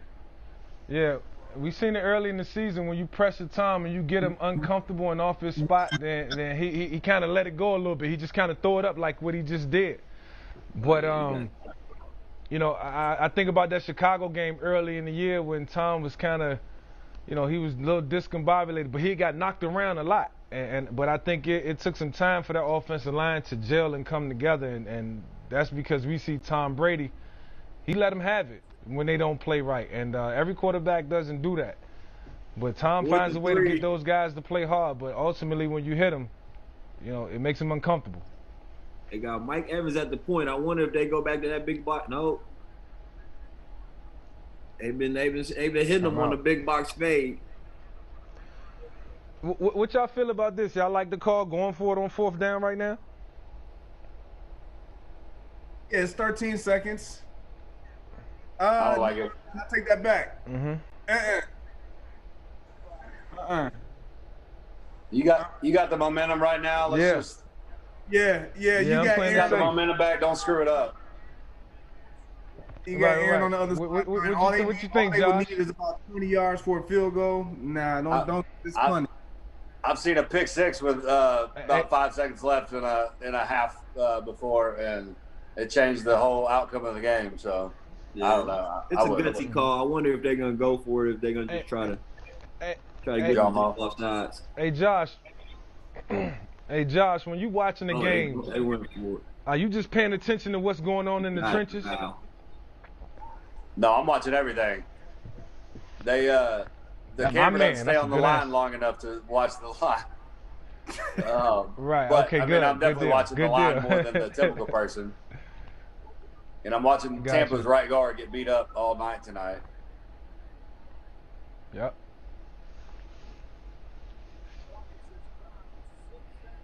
Sitton, before you go, man, you gotta give us some type of insight you think on it all, and give us one story that we haven't heard.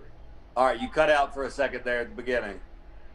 I said you got to give us your Super Bowl pick, and then a story that the world hasn't heard, a fun story about your time with the Packers, Aaron, and whatever. I took the Packers early on this year, so I'm gonna keep riding that train. I think the ball's gonna start bouncing the Green Bay's way in the second half, and they're gonna take over the game. A funny story. Tom Brady trying to end him. He got him. Scotty Miller. He got him. Scotty Miller. Scotty Miller. Scotty Miller. Scotty That's Miller. huge. Scotty Miller dropped the bomb on him. He dropped the bomb on him. Come on, man. Come on, Scotty. Bro, Come this on, is Scotty. crazy, man. I take it back. That was a good call to go Come on, for it. Scotty. Hey. Your boy King better know they coming back at him some more. They gonna come back at him some more. They've been going at it. I like Scotty Miller too, man. I like Scotty Miller, man. I thought he was solid all season. You know, I thought when AB showed up that it kind of, it took away from the little momentum that Scotty Miller had and what he brought to the offense. But it's good to see him fitting right in right now, man, at a paramount time in this game, man. They needed him the most. That's where they need him the most. Yeah, I can't get right, baby. Got a lot to think about. That was huge. He just ran a spray To my Packer guys. But you see what's happening though. See, that was huge.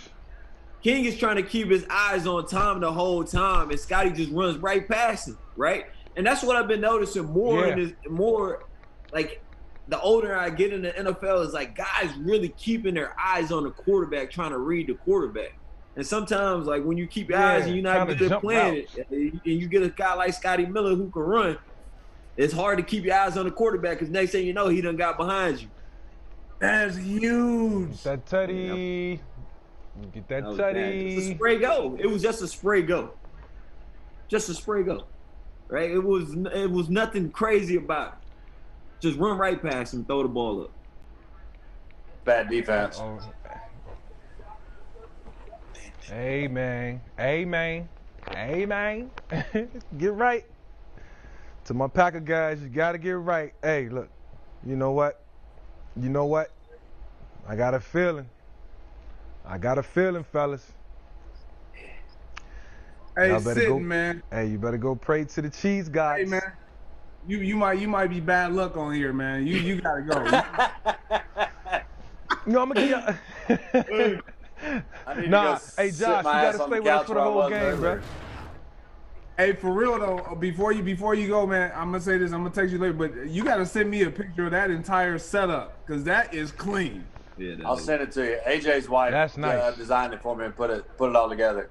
Oh my goodness. Nice. Man, we appreciate you, man. That's the best I done seen. I appreciate you guys. Hey, Greg, you got a nice setup too. But Emmanuel, we gonna work on yours. I know this was last minute and we needed you.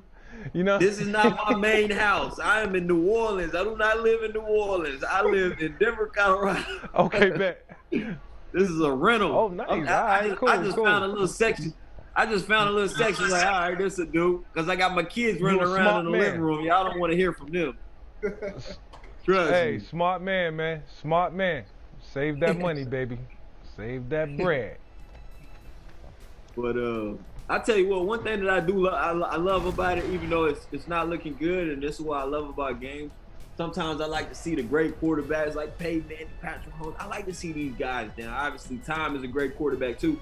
But now these are opportunities for Aaron Rodgers to become legendary, right? Like, damn, like Aaron Rodgers battled back, right? Now we got to see the best of Aaron Rodgers, right? And yes, like that's just what it is. Pressure either bust pipes or make diamonds, and this is what we're about to see the second half. Yep. How can Aaron Rodgers bring this team back? Obviously, they need help on the defensive side of football as well. But let's see what they can do. And he hasn't had to do that too much in his career, make comebacks, you know. So it's he's not known as the big pressure guy coming back. So it's gonna be tough for him, but hopefully he can. This game, I think, makes or breaks Aaron's legacy. So he needs to step it up. No doubt. Oh, man. No doubt. Hey, Josh, before you go, Josh, we're gonna have some fun with Greg. Greg, give us the fastest DBs that you've ever faced. Fastest DBs I've ever faced? Top 5 fastest DBs. So 5 of them. I faced a lot of fast guys, but this is just me. So in no particular order, I'm with you on that. No order. So I got Champ Bailey. Okay. Ike Taylor. Emmanuel, you know that. Yeah, Ike was nice. Ike was yeah. nice. I got Antonio Cromartie. And then Rodgers Cromartie, one of the most athletic and stupid fast guys. Oh yeah, no doubt. Yes. That I've played against. And then I got to throw a teammate in there because, I mean, every single day he got me ready even though he jumped a little too much at the line. He was a little too jumpy. But Sam Shields, if you did not stack Sam Shields? Sam Shields could flat out just pick him up and put him down. Tell you, Sam Shields was underrated. Sam can run. Yeah, hey, that was always on the scouting report when we scouted Sam Shields. He's a burner. He's a burner. Sam Shields was underrated. I got a lot of respect for him. I remember facing him in the Super Bowl. I was like, damn, who the hell is this dude? Like, he's one of them dudes that you don't really hear too much about, but then like when you face him, like, oh man, like it's a little battle. Yeah, it's not gonna be a loss. Yeah. All right, so hey, check it real quick. So hey, Sitton, man, we appreciate you coming, man. We got the future. Hey, Wood can take my spot. We got to get C Wood up on here. What's up, Sitton? What's up, buddy? How are you? Man, I'm doing good, man. I like the beard, bro. I appreciate it, man. I'm trying to look like my big brother, C Wood. That's what I'm talking about. My locker mate right there. Hell yeah. That's right. That's right. There you go. What's up, fellas? Y'all be good. See, Wood, you grew that fast, bro. Huh? I just seen you 2 months ago. You grew that in fast, man. Yeah, okay. With a few more grays in there. Too. Don't worry, that's that go here right there. That's that go here. Yeah, for sure. What's up? I see you with the Western Michigan in the Gotta background. have a little goat. Yeah, man. I got this nearby, real quick, real close and friendly. Hey, well, I tell you what, if them boys want to hold another one close, they better tighten up. Hey, yeah. It's like that. You know that game against the Giants, that Hail Mary before the half. Akeem it was hit. crazy. Well, you know what I think about, Greg, is that if you think about that play, right, maybe a series before then, you was wide open down the sideline, and I forget the defensive lineman that hit A-Rod's arm, and he couldn't get it to you. Yes. Right. That was a touchdown. And then all of a sudden, they get the ball back midfield, and then Ahmad Bradshaw gets a short pass and takes it all the way across the field. We couldn't get him down, so we kind of put him in position to where Eli could throw it to the end zone, and they caught that Hail Mary, man, and that really turned the whole tide of that game. Osi I remember that. Osi there it is. I had a struggle. When I was out. Oh. It was touchdown. Hey, Everybody got their hand up. Let me toss it to a throwback photo real quick. Let me toss it to a throwback photo real quick. Oh, yeah. Hey, them dudes right there, man, business. Was on a mission. Yeah, them dudes right there, man, business. Yes. Was that a Super Bowl photo? Hold man? on. Can I say Yes, something? Can I speak? What y'all doing to me, man? What's going on? Hey, Emmanuel, hold on. Give me 1 second, Emmanuel. Well, that's a nightmare for me. Emmanuel.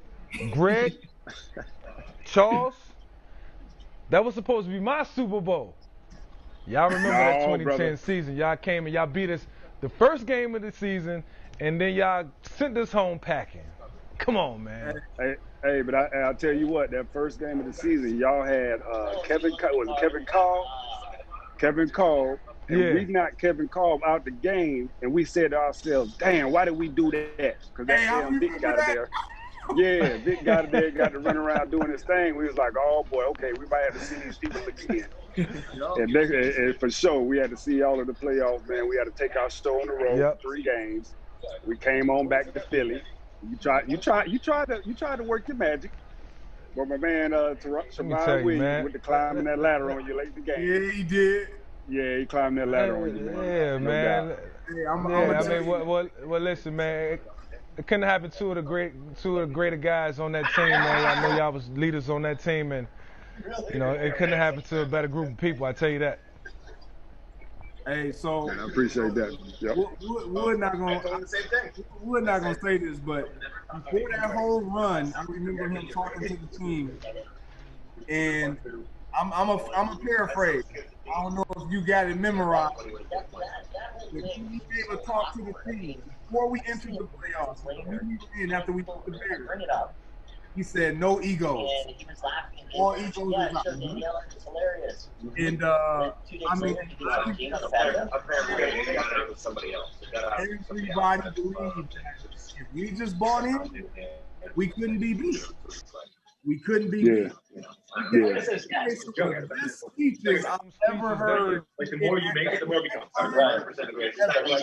Who was that, man? You know, the deal was too with Greg, right, is that I had been in that position before, right, going to the Super Bowl, and so it was important for me just to relay the message that it ain't easy to get there. You know what I mean? So I just needed everybody to understand that, man. And that was kind of where all my speeches came from. It came from the fact that I'd been in that position, 10 years prior, and thought I would go. I thought I'd be in 3 or 4 Super Bowls. That's how we all would think. Yeah. And so when it came down to just talking to the team, man, I just try to bring it from here and let y'all know, hey, man, we got to seize it right now. If we don't get it right now, man, I don't know when y'all get back.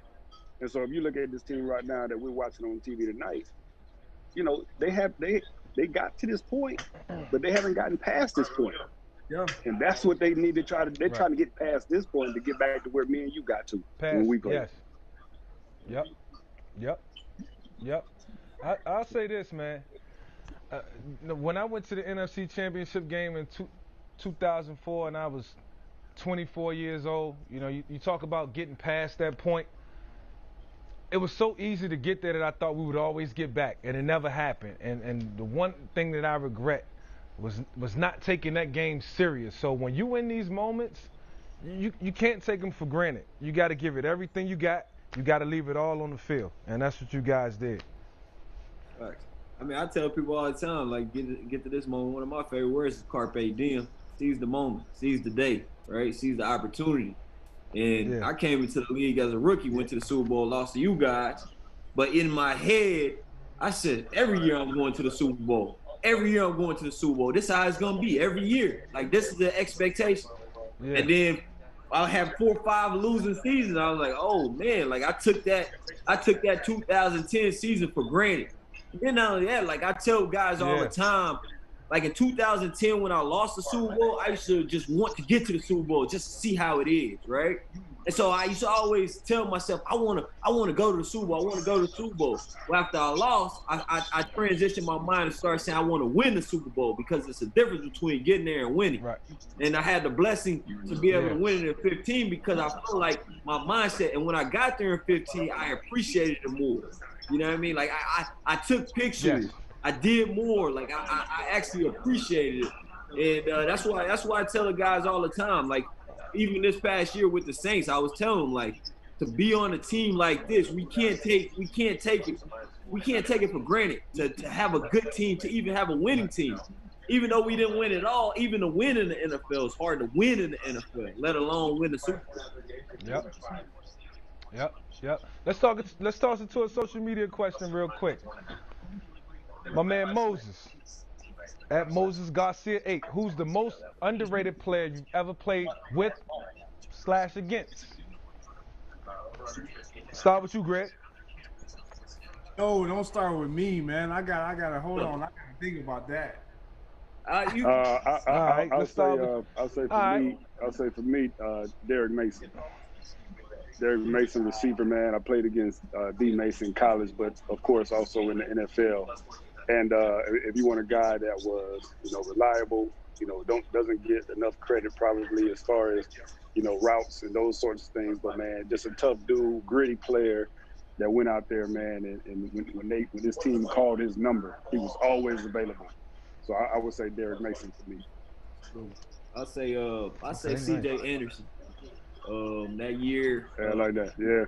We won the Super Bowl. Nobody was really talking about him, but the way that this dude was running the ball for us, it was just an unbelievable year for him. And like I said, nobody still really know too much about him, but just the games that I seen this dude have, and to take us all the way really to the Super Bowl, because even that year offensively, it was Peyton Manning. It was his last year, right? And like he was Peyton Manning, but still, like, it was his last year going on year 18, and so we had to have a run game, and CJ just sparked us that year. Man, hey, listen up. Hold on. I hit CJ, man, one time that year, man. I'm playing for the Raiders. I hit him. And he was pretty solid, man. I wasn't really expecting it. Boy, he jumped up smiling. Yes, he would. That's what I'm talking about. He would. Good. He talking about good hit. I'm like, man, good. That's CJ. That's CJ. CJ gonna talk. He gonna talk. Yeah. He talk too much. I tell him all the time, he talk too much, dog. No doubt. Mine, he wasn't really underrated in my eyes. He was one of the best I've ever played against. Outside of Wood, he reminded me of you a lot. Antoine Winfield, senior. Yeah. Okay. Antoine was a beast. He was one of the smart, and this is not saying it because Wood is on here, but outside of you defensively, one of the smartest, most savvy players I've ever had to go up against. Yeah. All of football, just and could hit. You talk about a joker that was sting, you be like, man, who in the world? And it's this little Antoine Winfield. Yeah, he'll bang you, man. Back in 1997, we played, Ohio State up there in Michigan. He put both our starting running backs out the game. Out. Yeah, both of them. Yeah, I'll be real quick. I think for me it was Rondé Barber. I mean, you're talking about a guy that was just all over the place, and the reason why we couldn't beat the Tampa Bay Buccaneers in 2002 and 2004 to advance was in part because of Rondé and how savvy he was as a slot corner or just a cornerback in general. But I had a lot of respect for him in that defense. He certainly made that defense better. Here we go, man. Let's see. All right, let's back see. To the game, let's see what Aaron Rodgers get back talking into about. It. All right. He got 30 minutes. 30 minutes, man. Greg, I'm gonna keep my mouth legacy.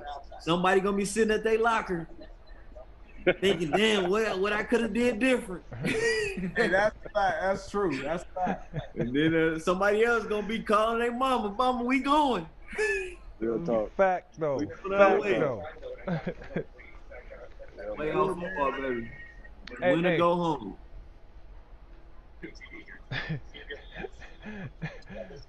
We got a social media question real quick. Somebody could just answer this. I'm not even gonna say his name. Atticus Johnson. Yo, you still got some pads laying around? Anybody? Anybody got pads still laying around? Hey, this all I carry with me now, man. I don't got no pads. This is what I got for you right here. That's it, you smart man. Oh. Hey, that's a fumble. That's a fumble. I'm ready. Put me in, That's coach. a fumble. Oh, man. That's a That ain't fumble. looking good. Oh, Hold on, what I missed? Man. Oh, Yeah. no.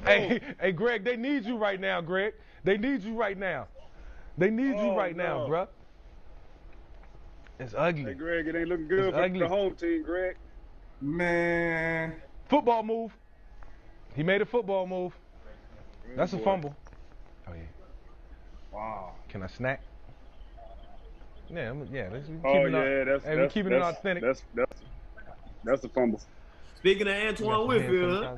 Yeah, that's the first. Yeah. Yeah, speaking of Winfield. That's Speaking crazy. of Winfield, baby boy done showed up. Oh, man. Man, Wood, I know you. Baby boy done showed up. I know you got a whole lot going on. Send me some of that 24 line wine. You know how I put. It's intercept now, man. Intercept. You know what? My intercept. Ain't no worries. Hey, we're keeping it all the way 100, baby. I mean, French fries and everything. Hand sanitizer. I'm about to give me some food. Hey, Wood, I see You you have got a the good Jordan symbol on you too, man. It look good on you, man. I keep it on. Hold on. I keep it on my shirt, on my seat. I keep it on. Wood been repping Jordan for years. Wood been repping Jordan for years, man. I already know that's legendary Wood. Shareholder. Ain't no doubt, man. Much respect, brother. Just shareholder. Next time we see him, he gonna be having that jacket put on him one time. Hey, Oh, tell yeah. him to join Simba on your gold jacket, man. Hey, no. Respect. No, that's all. No. Hey, that's all me, player. That's Only my initials can go on that. Only my initials can go on that. That's it. Hey, Charles. DJ, you come on, baby. Hey, C. Wood. Come on. Yeah. I would be How right. I If feel, if C. they Wood. allow Crowns to be there, I will be right there, front and center. That's my guy. Straight up, man. We know we champions together, baby, forever. Absolutely, man. I appreciate it, man. Enjoy All good, man. How I feel, C. Wood? How I feel What'd you say? to be on your way to Canton? How I feel to be on your way to Canton? Hey, man. You guys know how I feel, man. We all played this game, right? We all put, everything we had into it. And for me, it's like, kind of being in this moment, man, and having this opportunity to be, in that conversation, which is going to be coming up pretty soon. I just reflect, man. I reflect on all the time spent, all the blood, sweat, and tears. We all, that's cliche, but it's real. I just think about all that, man, and I'm blessed, bro. You know what I mean? That's all I can say, man. So I'm gonna enjoy this moment, man. And when that time comes and I get that call, man, bro, I'm just gonna sit back. It's coming. I'm gonna sit back and have a glass of wine. You know what I mean? Hey, that's real. You Man. deserve That's all I can say. I'm gonna say you this deserve real quick before you go. You started that answer off talking about some. You all know how I feel. Hey, he wide open, fellas. He He wide open, fellas. No, I don't. Well, we got another touchdown. Hey, man, Oh no. Jeez. Hey, Oh, this thing getting ugly, man. getting real Getting ugly, man. They bit on the run. GJ, they might need you for real. Hey, no, they They need might you. need you for real, Greg. It started on your side. Oh man. Hey, Emmanuel. I think Emmanuel said it best. Now Aaron Rodgers have to go and get the legacy. This is about the legacy. He got to go get it now. He got it. It's on him. He got to Nobody take it. else. He got to take it. Yeah, He got to take it. It's about legacy now. To even be fair It's about with legacy Aaron now. Rodgers, guys got to make the plays. Like this play right here, like he can't have certain stuff. And then on the defensive side, they got to tighten down. They got to tighten down, right? Yeah. Yeah, but Yeah. right now, man, I don't care Yep. if A-Rod got for the next how many ever minutes they got. If he got to throw for 400 yards and run for 400, he got to do it. Yeah. Whatever it is. One thing that I'm not seeing is Devontae Adams. If I'm Aaron Rodgers, I'm looking at Devontae. I'm saying, hey, let's go, man. Let's go. Like, But this happened the first time with Tampa Bay, man. I told some folks, man, earlier this week. I said to me, this was the worst matchup for the Green Bay Packers. I said if New Orleans went up there, I think they beat New Orleans. But I think this is the worst matchup for the Packers.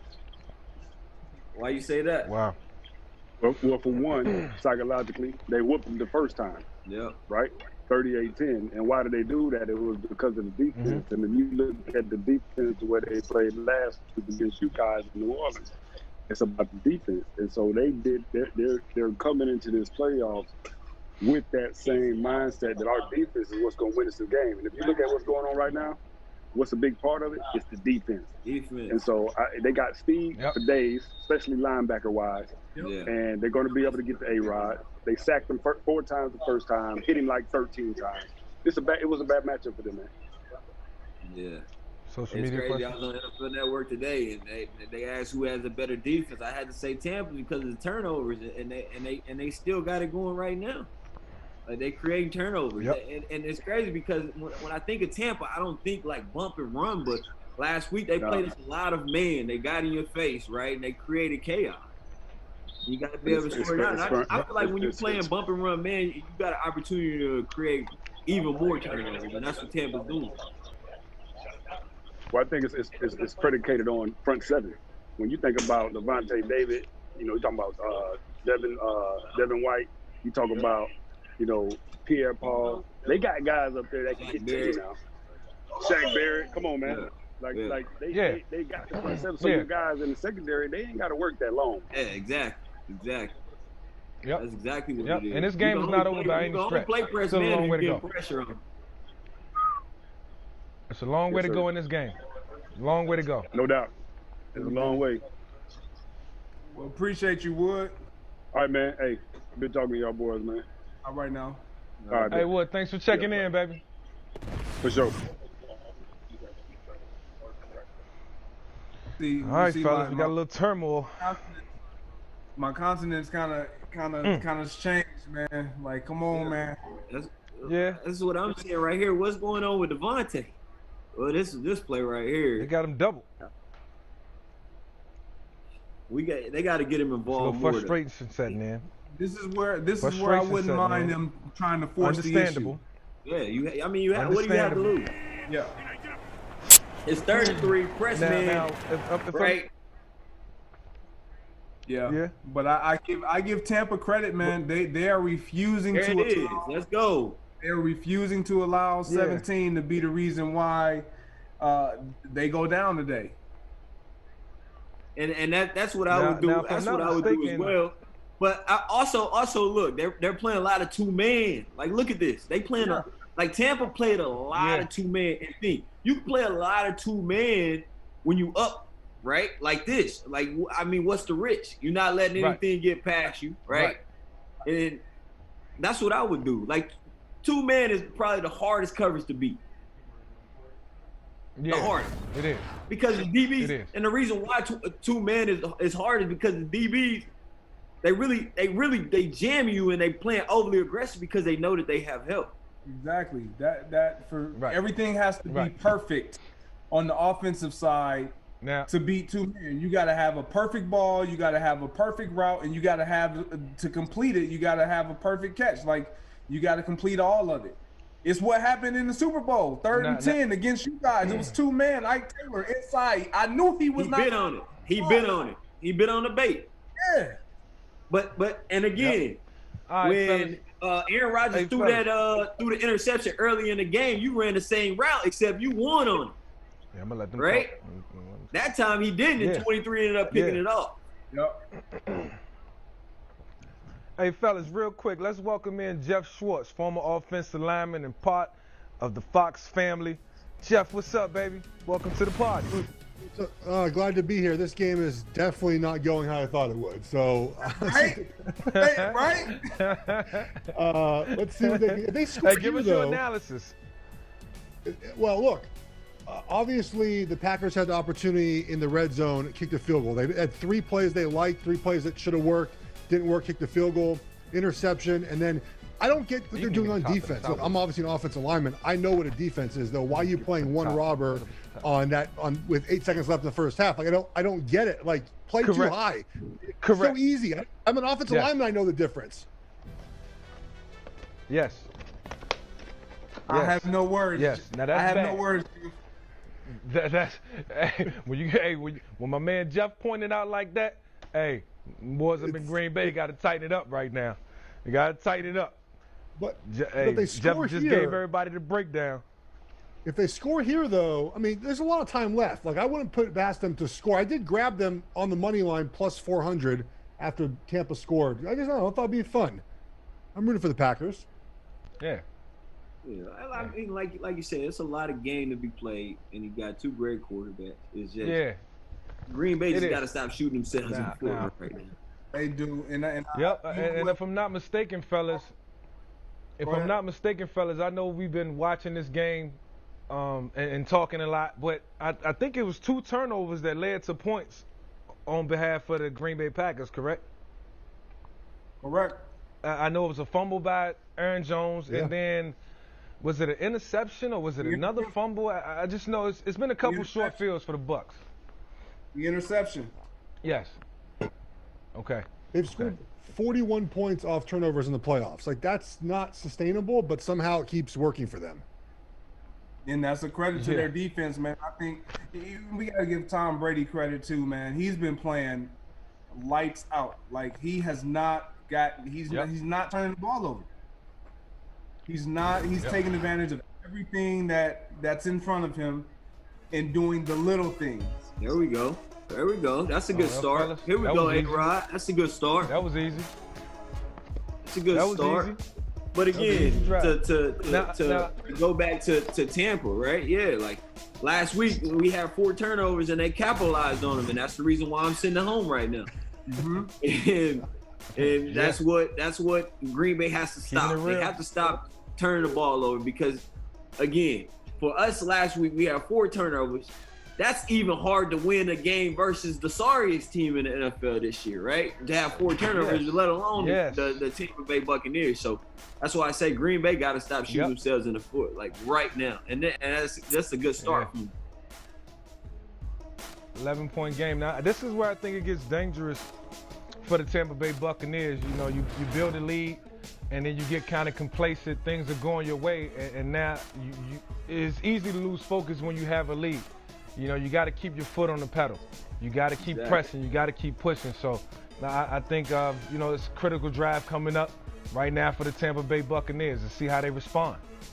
Exactly. Because, Tampa Bay Buccaneers is probably sitting over on their bench and they watching the clock and they saying, oh, man, we on the way to the Super Bowl because it looked like it was going their way. And then that score right there kind of brought them back to like, oh, snap, it's still a game right now. It's still a game. So. Yeah, pressure's on them now. Pressure's really on Tampa Bay right now. I tell you what, on this next drive, we're not gonna speak. We're not gonna speak.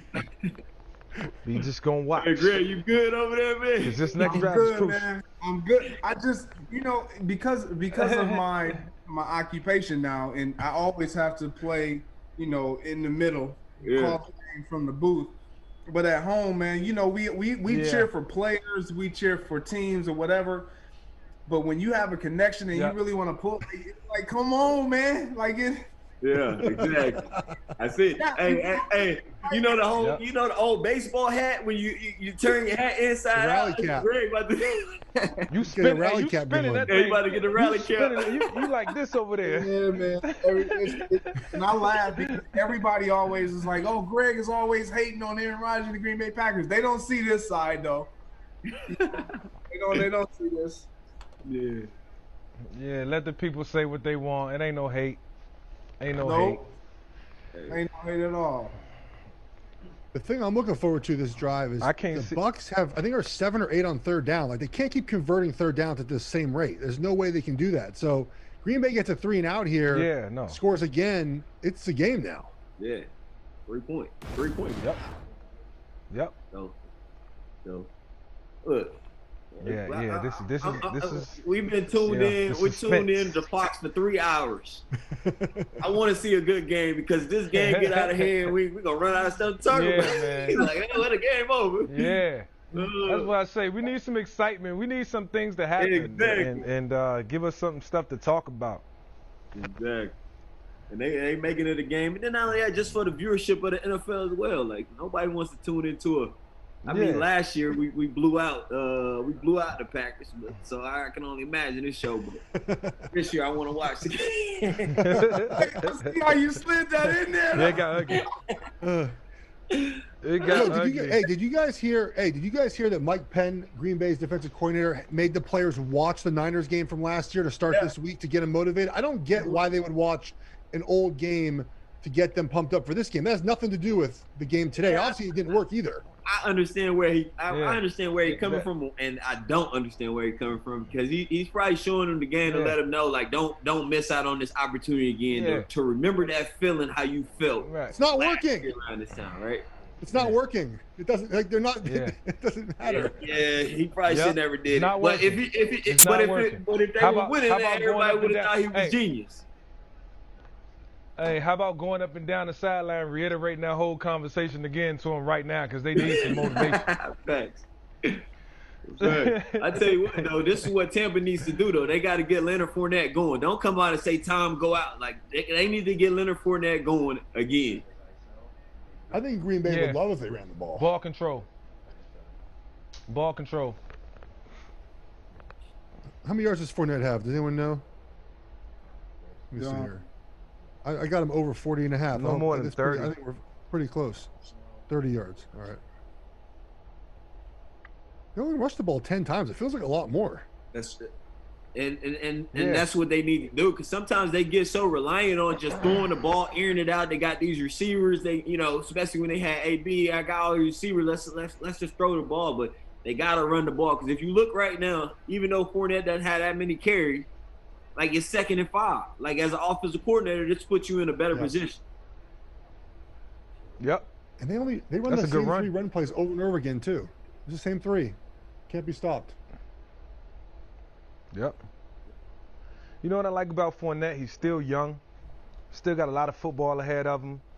Just need to be in the right system. A good downhill running back. Him and Ronald Jones, they complement each other so well.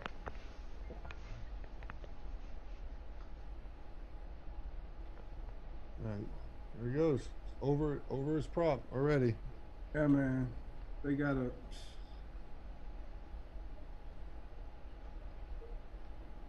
It's a little cold out there. What you think, Greg? It's about 30. Up top again?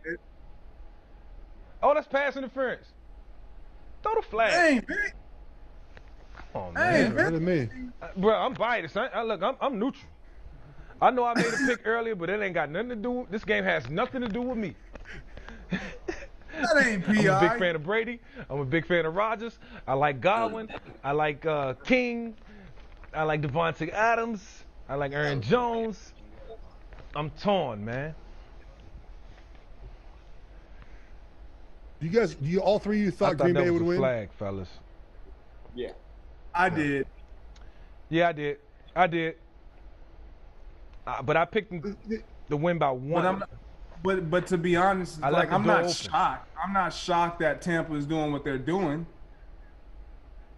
Yeah. Yep. That part. And this game is not even really like the first game, except the turnovers. Like they're not pressuring Aaron Rodgers the same. Like he's been playing. Aaron Rodgers has been fine. Wow. Like it's not. It doesn't look like the first game, except the 2 turnovers, and really the third when Jones fumbled and was able to get the ball back. But that's like the difference. I thought if the game was different, the Packers would win. Well, the turnovers. That's everything because they had the 2 down in Tampa too. And when you look at what Tampa was able to do against you guys in New Orleans last week, it was the turnovers, and it wasn't just it was how the turnovers happened and where they got the ball. Exactly. Yep. Like, and it's a strange thing. They got the ball deep into Packer territory today. Like, it's hard to keep an offense with that amount of arsenal out of the end zone. Yeah. And from scoring, man, you give them the ball that close. Especially with the goat at quarterback. Like, this is what he's waiting for. Yep. Pick it off. All right. Y'all way ahead of me. Fellas, we got a game. What did I tell you? Pressure is on Tampa right now. Turnovers. Pressure is on Tampa. Yep. My Packers plus 400 in play now. Turnovers. And that's all set up really by Javier Alexander. I got a lot of respect for this guy, man. He's a hell of a player. He's playing well today. When you ask who's some of the best corners you win against, he's one of them type of players. Hey, Jeff, quick question for you. Yeah. Who's the best player you faced in your career, you think? Just one-on-one, man-on-man, in the trench. Julius Peppers, by far. Like, it's not even. I practiced against him for 2 years in Carolina and then played against him.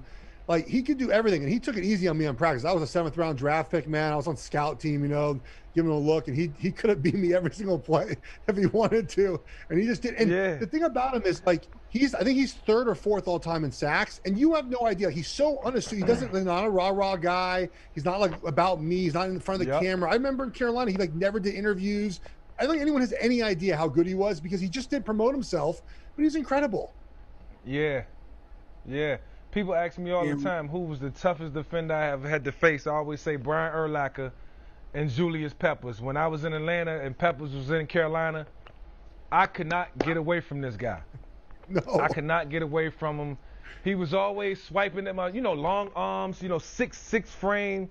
He gave me problems, man. He made that defense a lot better in Carolina. He was certainly one of the most, I wouldn't say underrated at all.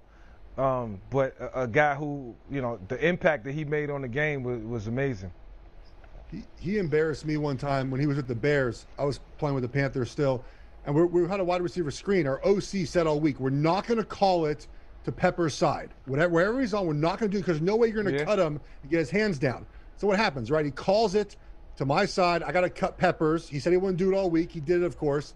I go to cut Peppers. He fends off my cut, hits the ball up in the air, catches it while I'm laying on the ground for interception. So embarrassing. He was extremely for his size. We're talking about a talented guy. So athletic, man, and so mobile with so much agility. Crazy, man. Crazy. Every time I think of Julius Peppers, I just see just long, big dude, right? Just tall. You don't really see those kind of defensive end D linemen these days. It's just so tall and lanky. It's a hell of a player. I always appreciated watching him play. Fellas, I gotta give y'all a fun fact. Y'all not gonna believe this. I'm gonna give y'all a chance to take a guess. How many penalties have been called in this game? 0. It's on the screen. 0. 0 until I just spoke it up. 0 until I just spoke it up, man. Come on, that's how you jinx the situation. Yo, looks like it's right there. It's the producer. Who's the producer? Oh man. Yo, I just spoke it up. Yo, yeah, you hit it on the head, bro. It was 0. As soon as I said it, a flag flew. Well, so Tampa Bay led the NFL in defensive offsides. So I'm surprised they haven't got one yet. And a PI? Or this might be it. Head? This might be it. This might be it. I don't like some of those penalties, man. Those guys on defense, this game's played fast. All right, fellas, you got our first flag. Hey, there's that Sue special. Dominican Sue offsides. I'll tell you all the time. That's that Sue special. He gonna give you one. Yeah. He gonna give you 1 or 2. Oh. They playing cover 2. Oh, y'all see that? Yes. Man. All right. Let's go, A-Rod. Man, look for 1-7. Who's 49? Is that the kid they drafted this year, the H-back the 3rd round pick? Understand that is a Williams? linebacker running like that. That is a linebacker running like that, man. We got 2 of the best linebacker, definitely the best linebacker tandem in the NFL. Yep. Yeah, them boys special. 4.5 and 5.4. Oh yeah. I mean, and for Devin White, for this to be his 2nd year, and to see his growth and development over from last year to this year, man. Come on, Devontae Adams right here. There we go. Get him more involved. He need a shot play now. Hey, if I'm the offensive coordinator, I'm looking at my call sheet. I'm saying I'm gonna try to run the ball right here, get 5 yards, put the defensive coordinator in position, and dial up whatever shot play I got for Devontae Adams. I'm gonna dial it up. I'm gonna dial it up right here. Yeah, exactly. I was just about to say, fellas, that I haven't seen Aaron Jones touch the ball in a long time. Hopefully they don't abandon the run game, because I think that's been a big part of their offense all year. The Bucs are so good in the middle, though. They got Vita Vea back this week. Like they're the best rush defense in the NFL for a reason. Those tosses work really well in this game for that reason, I think, because they want to get to the edge and they do not want to run the football on the tackles. Mm-hmm. This is just a traditional snag. Jeff, you don't think they could just? Concept. You don't think they could just go inside zone? You think they got to kind of pitches and more outside zone run?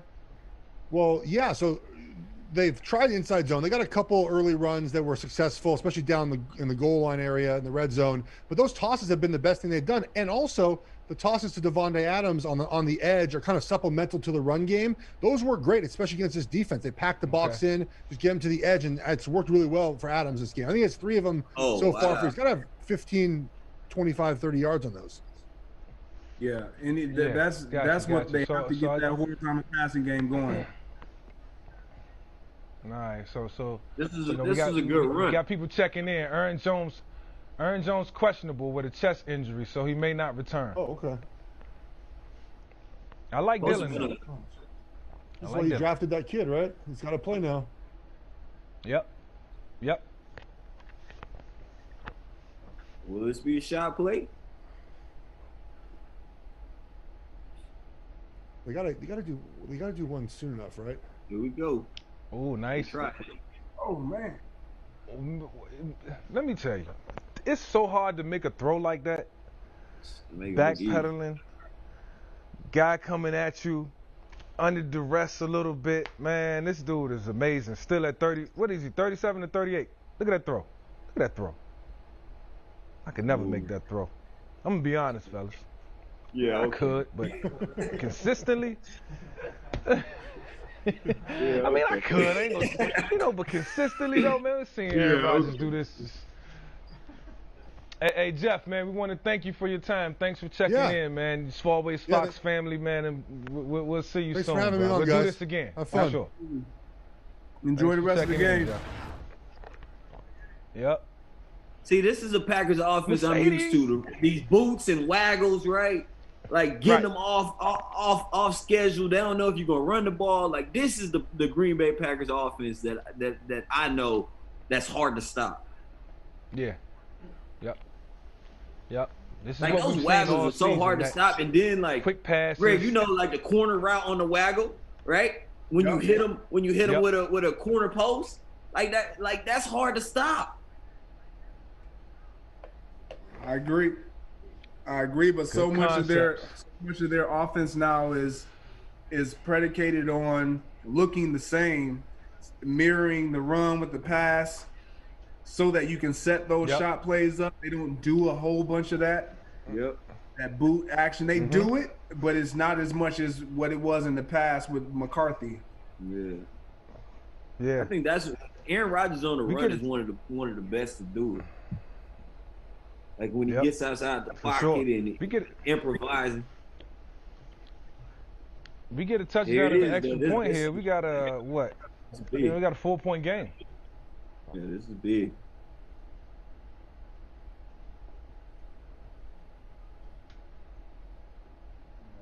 Right back to where we started.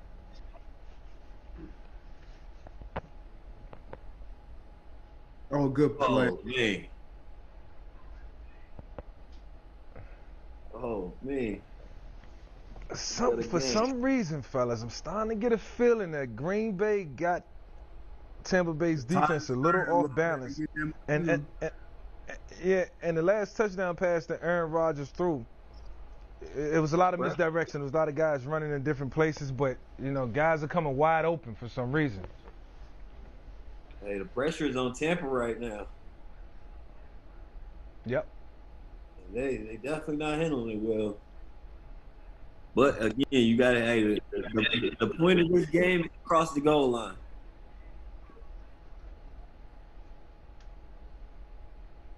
Three points is good, but you need to score right here. Oh yeah, they got. I got to get 7 right now. Need 7. We need 7.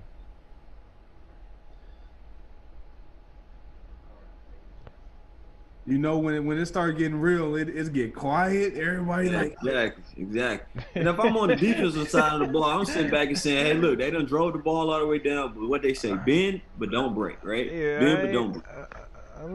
Yeah. I'm not trying to miss this. You know, fortunately for Green Bay, they can get a first down. Oh, if they get the first down, that's get a new set of downs. 1, 2, 3 receiver side. Ooh, that's it. Oh, get your boy. Get your boy, Greg. That's 2 flags now, Vic. Get your boy. That's 2 of them. That's crazy, though. 2 flags. I say, who's the producer? It's about to be the 4th quarter. I kind of like that. Let them play, right? Helmet to helmet. They call that helmet to helmet. Yeah, Murphy Bunting. Yep. Or is that? No, See, that's I not always Murphy so being non-biased, that's hard on a defender, man. Because every ball carrier dropped their head. Not much.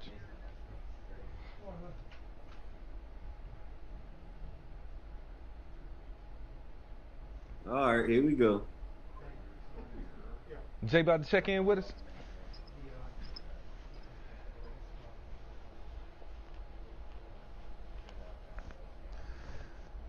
First and goal. Yeah. The plot thickens. We got a game. We got a game.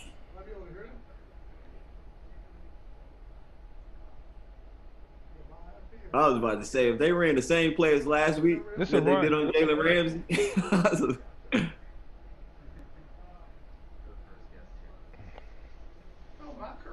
Okay, Rod, don't put up with it, man. Hey, man, it's good to see Jason Pierre-Paul out there putting in work. You know, from New York to Tampa. Pretty illustrious career. Yeah. Man, I hear you, but, man, put this ball in the end zone, man. And still doing it after everything that happened. I know. I'm messing with you. There it is. This is a play. Oh, no, it's switched. I told you, I ain't talking about no more scoring touchdowns. That was great defense. It didn't work. Wow. That was actually a bad play. Was that third down? That DB's not going to fly over there like that. So, look, if y'all green... Oh, they switched it off. They switched it off. Yeah, so he was able to stay. That's why I said that was great defense. They switched it off. That's what the Rams should have did last week. Are y'all going for it right here? Are y'all going for it right here? Now I would take this point. Still a lot of game to be played. I don't know, man. It's championship football. Yeah, I know, but I'm a 0. Oh, that's too easy. Oh, that's you easy. Can't touch Devontae Adams off the line of scrimmage. Watch this release. Watch this release. After the tutty, we got to welcome in my man Jay. Big Jay Glaze. Where am I looking here, MV? Where am I looking? Oh, do you have an idea of where? Right here. You got to direct me and produce me. I'm sorry, Jay. There we go. You know, where's the producer? He kind of got us be all over the place right now. Emmanuel, got you. I mean, he had no chance. Slip and slide. Ladies and gents, everybody watching, man, we're going to welcome in Jay Glazer. Well, don't Fox worry about the score, man. No one gives a crap that I'm sitting here now. No. Look, we slow rolling this thing, Jay. It's all good. Now listen. I don't know if I would go for 2 right here. Do it make any sense? Always been a big fan of getting all the points that you can get. Maybe. In that case, you wouldn't go for 2. In that case, I wouldn't go for 2. You wouldn't go for 2. I see why they did, but they'd be down 3. Man, Yeah. Especially they're hot right there. Oh man, that's tough. Yeah, because now that's going to kind of leave a taste. Right in the chest. You know what? That ball got tipped. That ball got tipped.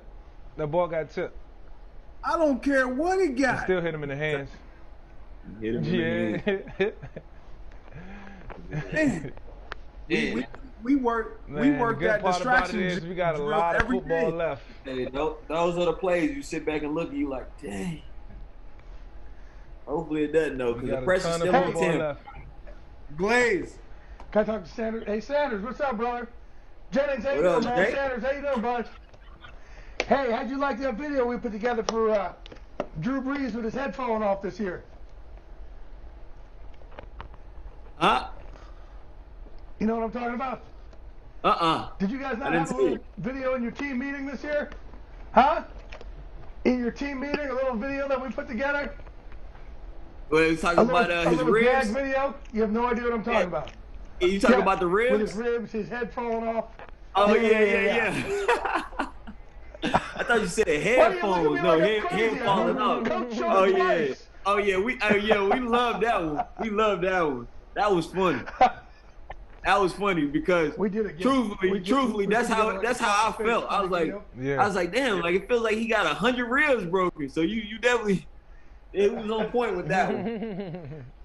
So pretty much to the viewers who don't know, we were watching in the team meeting and Fox was obviously breaking down the Drew Brees injury, and they start off by saying Drew Brees has 6 broken ribs, and then they come back and they talk about something else. Then they come back and report and say, oh, it's just in Drew Brees now has 15 broken ribs. And then they go back and they talk again, and then they come back. Drew Brees has 30, whatever, broken ribs. And was it you, Jay? Was it you, Jay, that came in and said it? Yeah, it was me. And then the last one was... Jay comes in and goes, we have breaking news. Drew Brees' head has just fallen off of his body. But he still set the play this week. He's still probable for this week. Yeah, still probable. He's still probable for this week. Oh, that was funny. That's why I'm like, man, that was funny. Some of the stuff the rest of the world, we do. We're always having fun. Yeah, you got it, man. It's always about fun. It's about fun. You ain't laughing, you ain't living. Absolutely. It was Drew Brees. Guy that just learned he's just broken his 14th, 15th, and 16th ribs. Oh man, that was funny. How many ribs do we actually have? Yeah, exactly. At first, I was taking it serious, and then I was like, how many ribs we have? Broke 11. I started doing like this. 4, 6, 8. When I heard Drew broke 11 ribs, I started counting mine in twos. 2, 4, 6. I didn't know how many ribs I had either. How many football players didn't go to anatomy class because nobody got it right? Oh, no, don't give up on that. Mm-hmm. And Bruce and Tom are not going to take their foot off the gas pedal at all. Nope, at all. Oh, Jerry Steinberg there. I like it. Yeah, the one thing I was saying, Jay, was the most important thing that the Buccaneers couldn't do was just, get complacent. No. You get a lead like that. I think they got greedy with that pass from Brady. Yeah, just trying to, they was trying to end them. Yeah, they was trying to stick a fork in them. All right, fellas. Hey, Jay, who you got in the next game? Now, are you trying to get me killed from half the country? Look, man, I just don't know how. I just don't pick against Mahomes. It's hard. It's hard. And just the rest of you got pick your poison offense. Clyde Edwards-Helaire comes back. It's hard to pick against those guys. I think Buffalo. I love Buffalo going into this year. It's funny because I love Josh Allen, And I got a lot of slack from Buffalo fans Really? telling me I'm crazy for loving Josh Allen. I didn't. Usually they will ride and die with it, and I didn't understand why. Yeah. I got so much heat for that, and I still don't understand why. I like, man.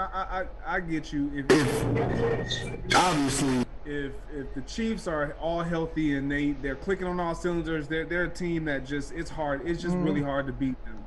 But I like Yeah. I like the makeup of this Buffalo team. Like they remind me a lot of us in 2010. Just that I don't care. It doesn't matter who Winging we play. it. Yeah, they're believing. Yeah. Winging it. Yep. And literally they rely believe on Josh Allen. Yep. Yeah, and that's a dangerous team when you got a guy like him. For me, like, if Patrick Mahomes was completely healthy, I would say Chiefs all the way. But when I hear that he might have surgery in the offseason, they say he have turf toe, and now he's coming off the concussion protocol list. And playing the Chiefs last year's Super Bowl, and then this past year in playing them, what I really saw from the Kansas City Chiefs is that the Kansas City Chiefs go as Patrick Mahomes go, and it's not like that Patrick Mahomes is the Peyton Manning sit in the pocket, right? Like they call him Mahomes magic because he's scrambling around, he's making plays with his feet, like he's making all these crazy throws. And I don't see that really happening too much with turf toe. Now it might, because I don't know the severity of the turf toe. But if it's from the standpoint of having to have surgery from a turf toe injury, then that's going to be tough. And so we got a Bills team, to me, offensively, once they get rolling, it's hard to slow down. So it's going to be a good game. The toe is what they're concerned about. They're putting they're putting a little carbon fiber thing in there today to kind of help him stabilize it. Yeah, I mean, it's turf toe. That don't work though. That stuff don't work. Turf toe is painful. That it wasn't carbon a doesn't hurt concussion. at all. He got choked out last week. Yeah. His mobility is done. That's why he was busy because from a standpoint, his mind is done. Well, it's not done, but his mobility is shaky. And then from a concussion standpoint, if I'm Patrick Mahomes and I'm sitting back, there's no way that I can sit back and miss this game. Now, it's easy to sit back and say I'm going to play and give it a shot, but to go out and perform at the high level that you need for an AFC Championship game, this is going to be interesting. They need it, Greg. That's what they needed. Oh, man. Same play. Evans right there. He had that too. Come on. He would normally pull that down. See, this is what get me about Mike Evans sometimes. Like, this is a play that you gotta have right there. You gotta catch that in games like this. You can't hands all crossed up. I don't know how y'all catch the ball, whether it's this way, that way. I don't know. Yeah. But you gotta come down with that, bro. Vic, you gotta come down with that. What did you say? What did you say at halftime? Didn't you say they was gonna go at King? That was on King right there again, literally running wide open. Yep. Right back at him. That he caught his first two, and that 10 caught his. Nice throw. Yeah. But this game should not be such a shootout right now. It really should. Right? Made a big at this point, last week. Like I said, they just got greedy earlier. Yep. And you had them. Hey, Sanders, as far as Mahomes, so he didn't have a concussion. I know people were like up in arms. Right? Anything from here up, I'm saying is protocol. He got choked out. It got the artery. The guy came across the other day, got the artery. When we try and choke you out in fighting, right? We try and get you here and here between these two arteries. It takes us, once we stick it on, takes about a second to have to put someone out. Yeah. Under 2 seconds. So that's what happens. That's what happens. But what happens is after you get choked out, in practice, you kind of sit there or in a fight, you get a couple minutes to, okay, bring the stool out. You sit there and he didn't get that. You're okay. They didn't get that. They just picked him right up. So it looked terrible. So the optics looked awful. And they try to tell doctors about it this week and even use articles from MMA, and they weren't hearing it. They didn't want to hear anything of it because they weren't used to it. They was just stuck. Yeah. And I had one dude who said, Jay Glazer, I'm ashamed of you that, being an MMA guy, you should know what it takes. And he had this guy at a jiu-jitsu school.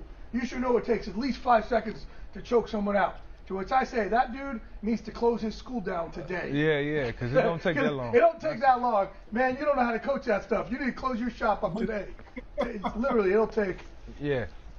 Because that was just like a second and a half, boom, and that's it. But and then after in practice, we get choked out. We finish practice. Yeah. We don't wait 7 days to get cleared in the back protocol. from you can come back from. Yeah, actually, we make our fighters get choked out so you know what your threshold is. Oh, gotcha. We do it on purpose. Gotcha. So you know what your threshold is.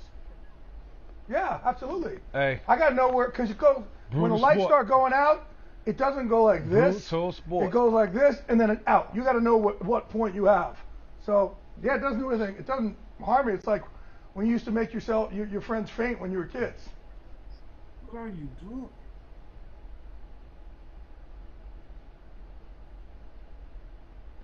What flag was that? Now the flags are starting to get thrown. This is the second half. Yeah, and Troy and Joe, flying. they said it earlier. They said, we haven't had a penalty yet in this game. They said, we just jinxed it. And then sure enough, there you go. Green Bay need a turnover. They need a turnover bad. I wouldn't even say field goal. They need a turnover. They just need to stop them. Hold them to a field goal. They have to stop them. Oh, nice. Play. That was a good play. He's a good linebacker. He is. The game's getting tight now. Okay, little trash talk. Yeah. Trying to get a little swagger back in them. Remember, too, Fournette's a guy earlier in the year. They almost put him in a timeout at one point. Really? Yeah, and they said, hey, we want to play the younger guys. And the younger guy was LaShawn McCoy.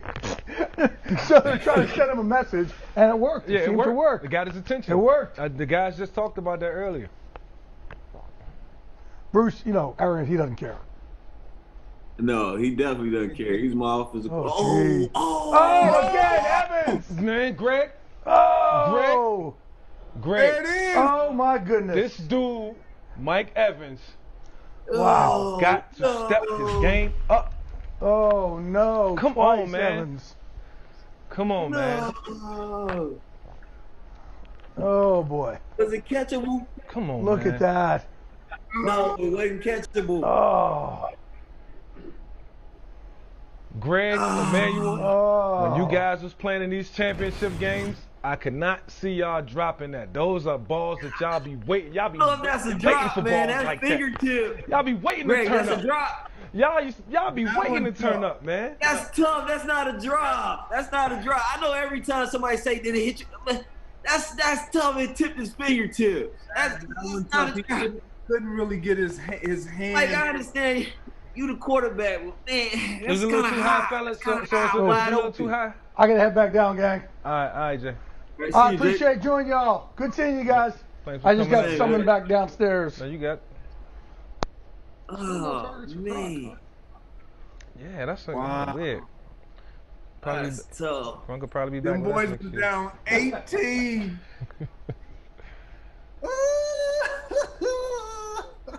Hey, we got a game now.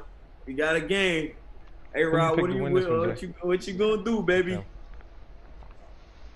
What he gonna do? Yeah. I mean, it's I've been crazy. wanting to do that all year. I'm over here like, man, Tom could be hosting the Super Bowl in Tampa. That's what I'm like, man. Everybody want to see Tom host it. I want to see Tom. I ain't gonna lie. I want to see Tom host it again. I just did Green Bay and these elements got me. They got the best of me. Game's not over. And now it's starting to show up. Like it's starting to show up. Like Mike Evans cold, bro. He cold. The Tampa is actually It get playing a cold lot out better there, than I thought man. they were It gonna play a play. factor. Look. Hey. So, Greg, you played Green Bay entire career for the most part. Then you went to Minnesota. No drop off there. And then, man, you was in Denver. Like the elements do. I mean, as far as I know, I was playing quarterback, so I had to throw the rock. And yeah, I used to be shivering but y'all running around and y'all. So do you build up a little? You know, do you perspire a little bit? Do you sweat a little bit up? You know how you get to sweating in this cold? Like, is Mike Evans just kind of like, is he like frozen a little bit?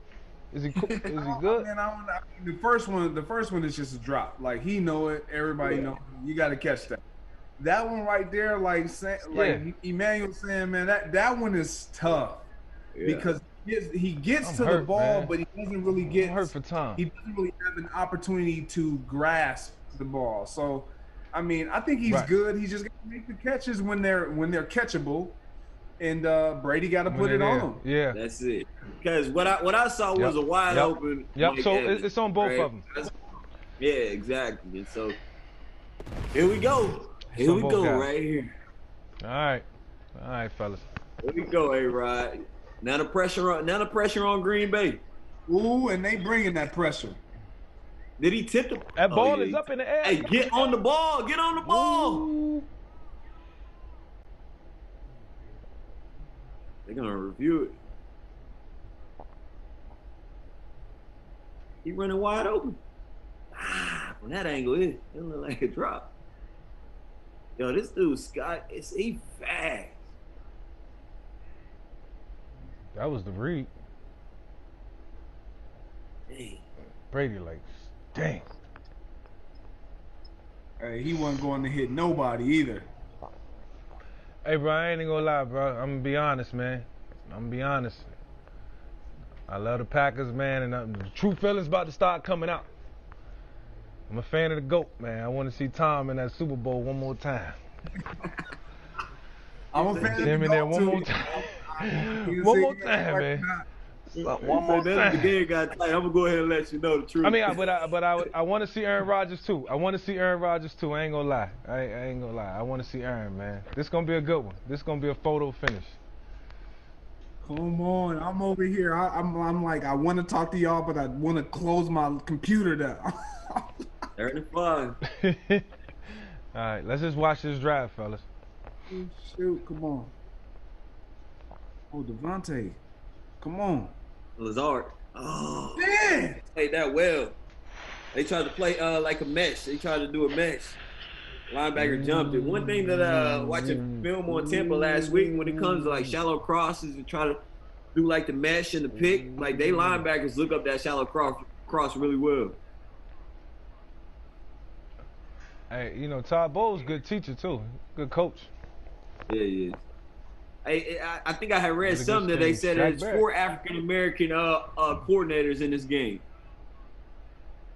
Right? You got Byron Leftwich, you got Bowles. Yeah, we need a little more. You got Eric and the Bills defensive coordinator. I forgot his name. I think Leslie that's pretty Frazier. special. Yep. that was such a huge opportunity for them right there. Yeah. For me, man, I No just, doubt. man, as much as like when Aaron has the ball, there's all confidence 100%. But when this Packers defense, and it doesn't really have to be Tom Brady on the other side, I just don't trust this defense, man. Yeah. I just don't. Yeah. If I'm Tampa right now, I'm looking. Where is King at? If y'all want to keep playing this press, where is King at? Because obviously he's struggling right now. He's struggling. I ain't gonna lie. If I'm Tampa Bay right now, I'm looking to get a field goal out of this drive. 8 At points least. right now could do it. Yep. 8 points could do it, man. Yep. I'm killing Klopp.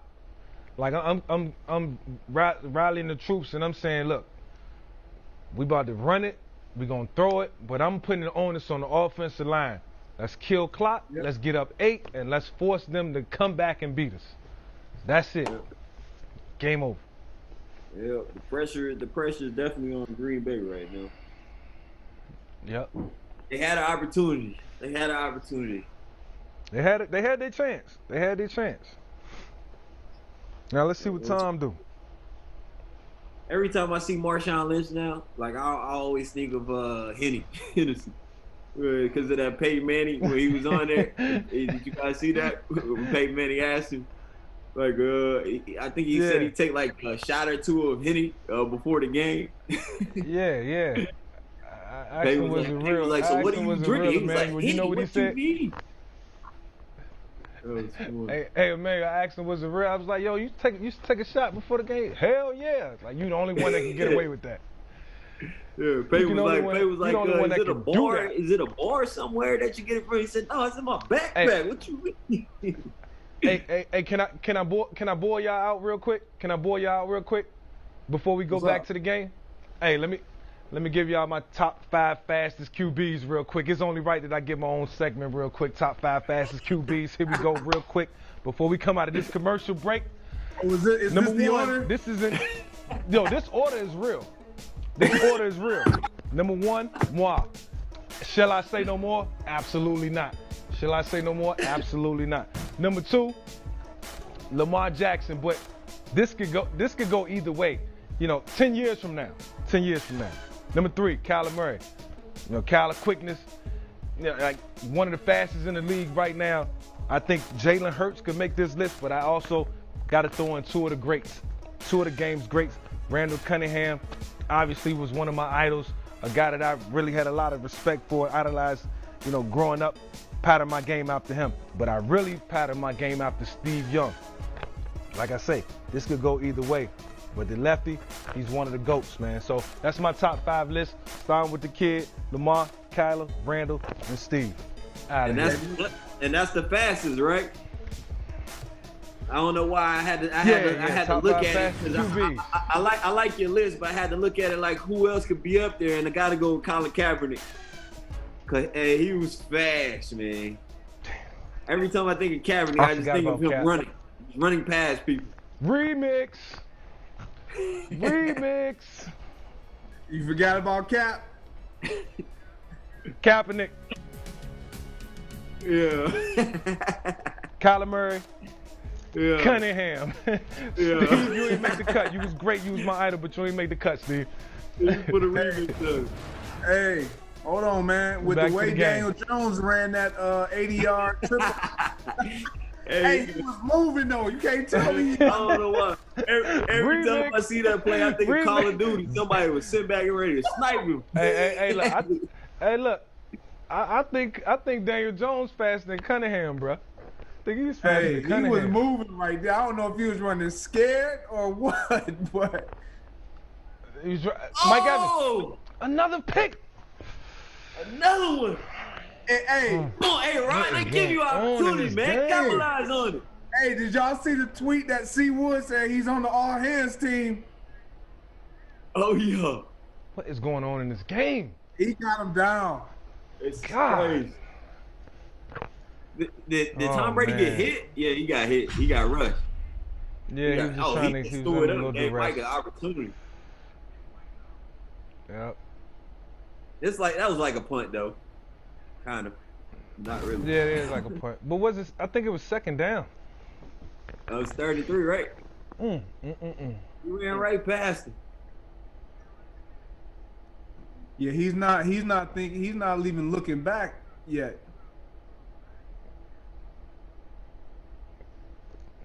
All right. If Aaron Rodgers doesn't score right here, I would be highly surprised. Look at Tampa; they're going 22-man again. Hey, look, if they don't score right here, there's no excuses. They had their chances. The last 2 drives, Green Bay had their chances. Look out! Boy, they coming. Boy, they coming off that edge. They coming off that edge.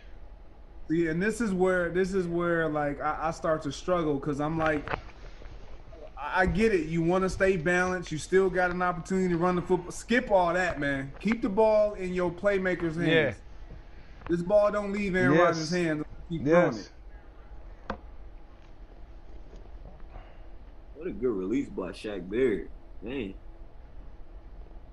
I like his stance. His stance is like turned sideways. Yeah, he stayed skinny the whole time. Here we go. 22-man.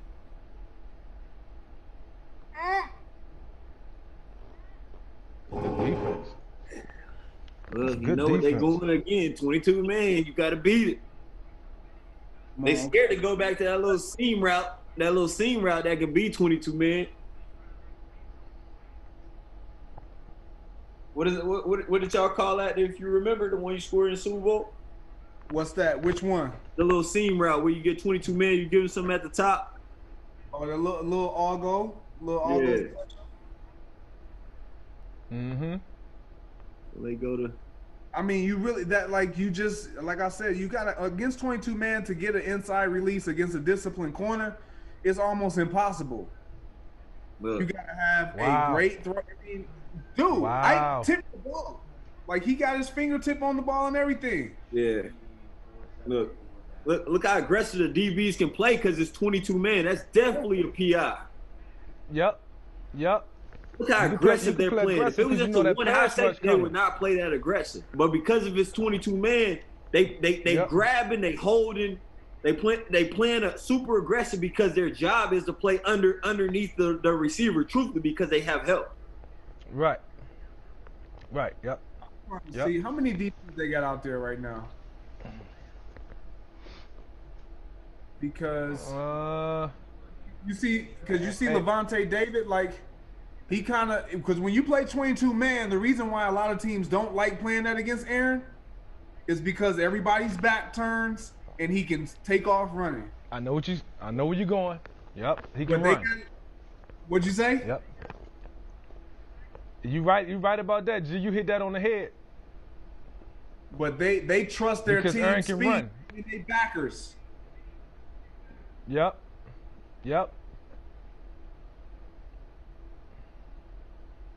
Yeah, I'm with you right there, Lazard, man. They did harass you, boss. Well, I'll say this, man. If it don't go right from here for Green Bay, these last two possessions after two back-to-back interceptions, and I don't care where they starting on the field,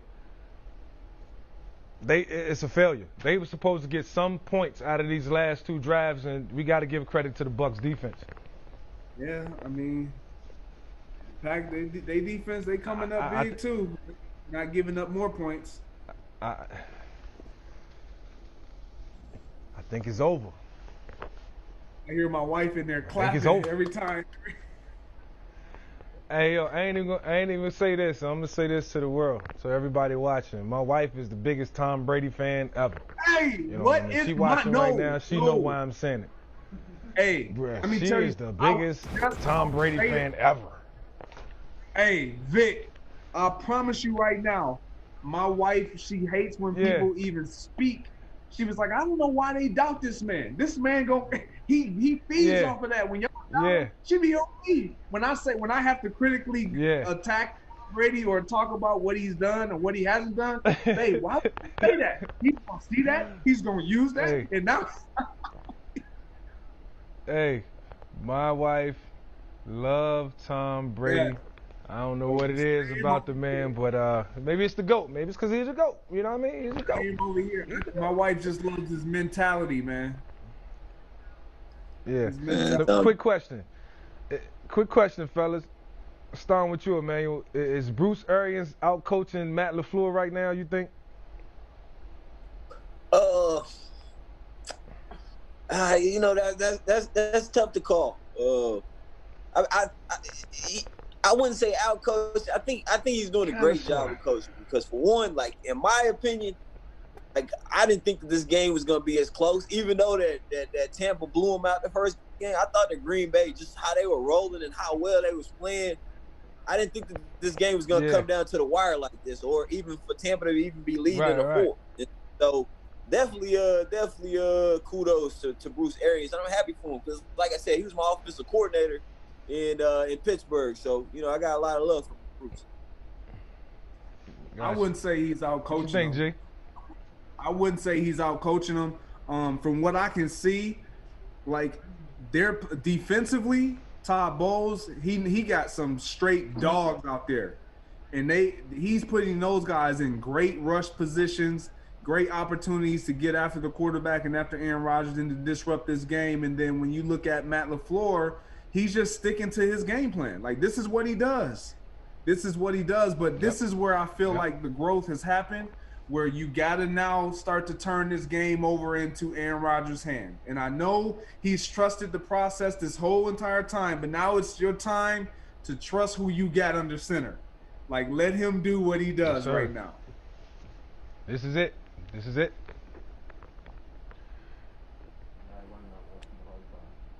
Big catch. Woo, that's a crucial drive. I feel like they should be doing right now, man. Get back involved. Yep. Tampa has to score some points this drive. Mm-hmm.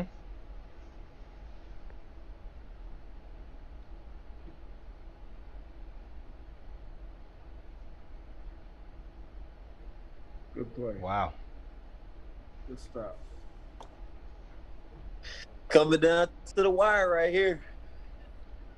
It's only, what, 2 or 3 more drives left in this game. This is it, fellas. If that. This is it. Coming down the stretch. Coming down the stretch. Somebody t-shirt is going. Somebody gonna get a t-shirt and hat. That's it. Signing you out. gotta love Signing it, though, out. right? This is what you play for. Man, that's a They finally got nice Gronk play. involved. Grunk showed up. Ooh. Grunk showed up late.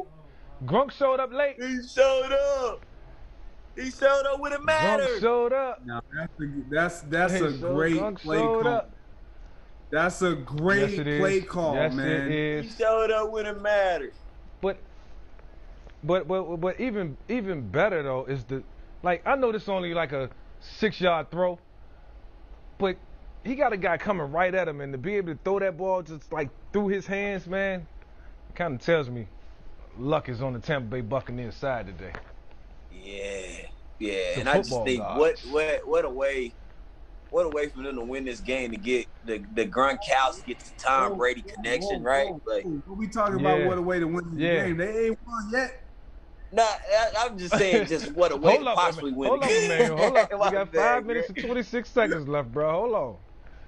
We'll get the cop before the I'm horse. just saying, like that just showed the picture. Like, dang, like they've been doing it a long time, right? Like, no doubt. Yeah. And they don't won a lot of championship games. My man B left with Like, we haven't talked about Gronk this whole the head game, coach and then team. all of a sudden he just pop up. Yep, he show up. I would hand it off to Ronald Jones right here. Kill some clock. Oh, no, they going for the juggler. That's aggressive. That's aggressive, BA. What? But I mean, they in field What was goal that? range, right? Are they? What was that? I mean, what was that? Hand the ball off. Get a couple yards. You get a field goal out of this. I know you're trying to be aggressive, but just hand it off. See, this is where, in my opinion, and I know Brady has been great all season. Well, he was up and down, but when he throws turnovers, this is where I feel like he starts throwing more safe than anything. Uh-oh. Well, fellas, Tom Brady, 3 interceptions today, tied for his most in a playoff game. Who would have thought? Yeah, but can Green Bay capitalize on it? That's the question. Yes, most importantly. 4th and 8. Okay. All right.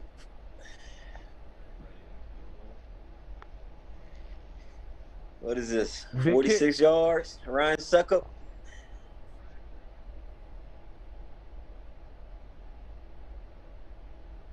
All right. Clutch. Hey, so let's not forget, right? The drop 2-point conversion earlier in the game. Yeah, that's a big field goal right there. Yep, that's a big kick right there. But yes, Emmanuel, you know, that 2-point conversion could come back to haunt this team. Now they got, yeah, this pretty much, it comes down to this right here.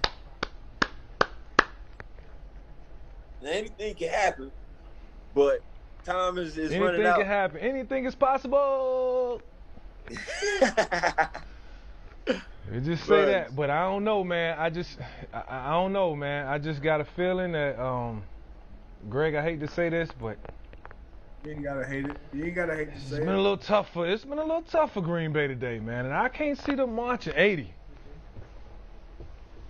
I can't see them marching 80, man.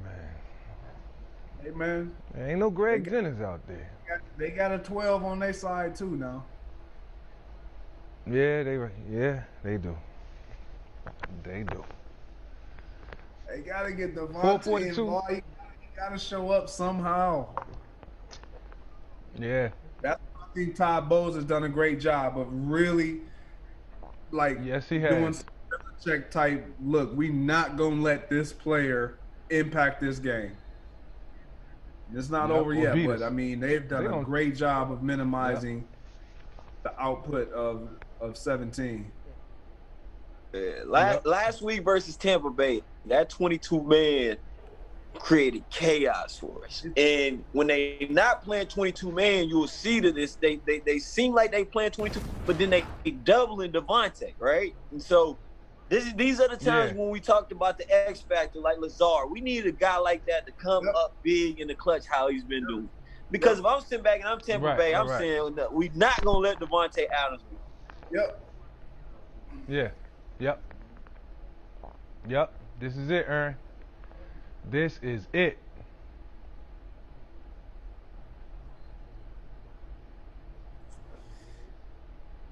Oh, good call. Oh, I thought he hit it. I feel like if that was Adam. I like that call. That was Aaron Jones as house. Yeah. I like that call. Yeah. I like that call. Sneak attack. That's how you sneak him right there. You think his pass is a run.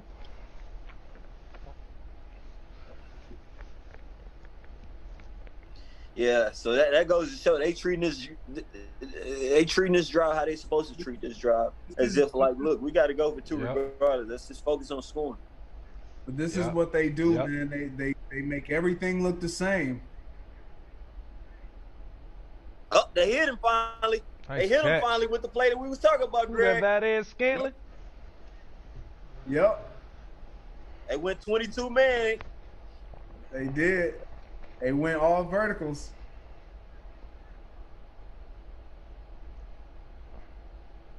They hit him. They hit him. They play that 22 man and they play 22 man because they can get pass rush, and they just look, we're gonna get to the passer and we're gonna play it safe back here. We're gonna jam, and that's probably one of the toughest coverages to face. It is. Yep.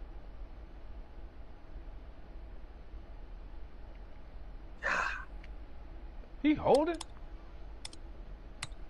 I thought they would attack Dean a lot more. Dean get his hands on you. He don't let go.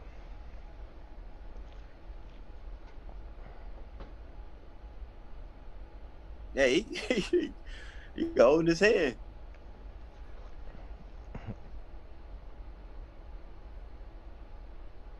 Yeah, this is all or nothing right here. I hope they do score. Just I want to see Tom Brady with the ball in his hands at like a minute. No suspense. We need some suspense. Yeah, exactly. You know, delay a game. Keep your feet, Devon. Keep your feet. There we go. That's the type of routes you gotta run. That's the type of routes you gotta run versus 22 men. You gotta run them kind of routes. Like, I mean, he playing a load of it, but then once you get them in the red zone, they really not that good of a red zone defense. 3rd and 1.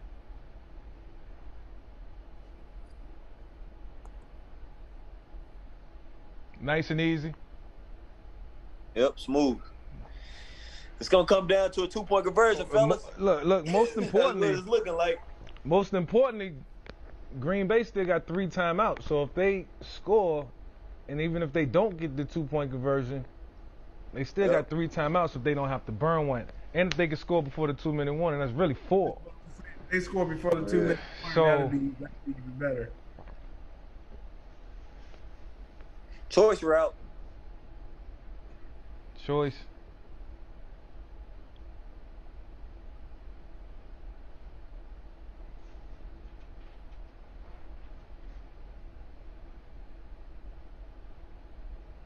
Oh, they tried to go for the fake. Yeah, they went for it. They got me on the edge of my seat. They got me on the edge of my seat over here. I'm telling you.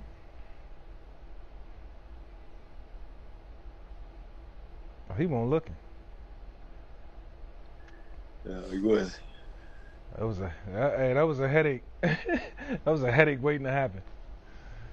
Don't do that, AR. I mean, he ducked, man. What's up, Empty. man? Empty, 5 wides. There you go. Get. Oh, 2 man, downs. they tighten up. Yeah. 2 downs.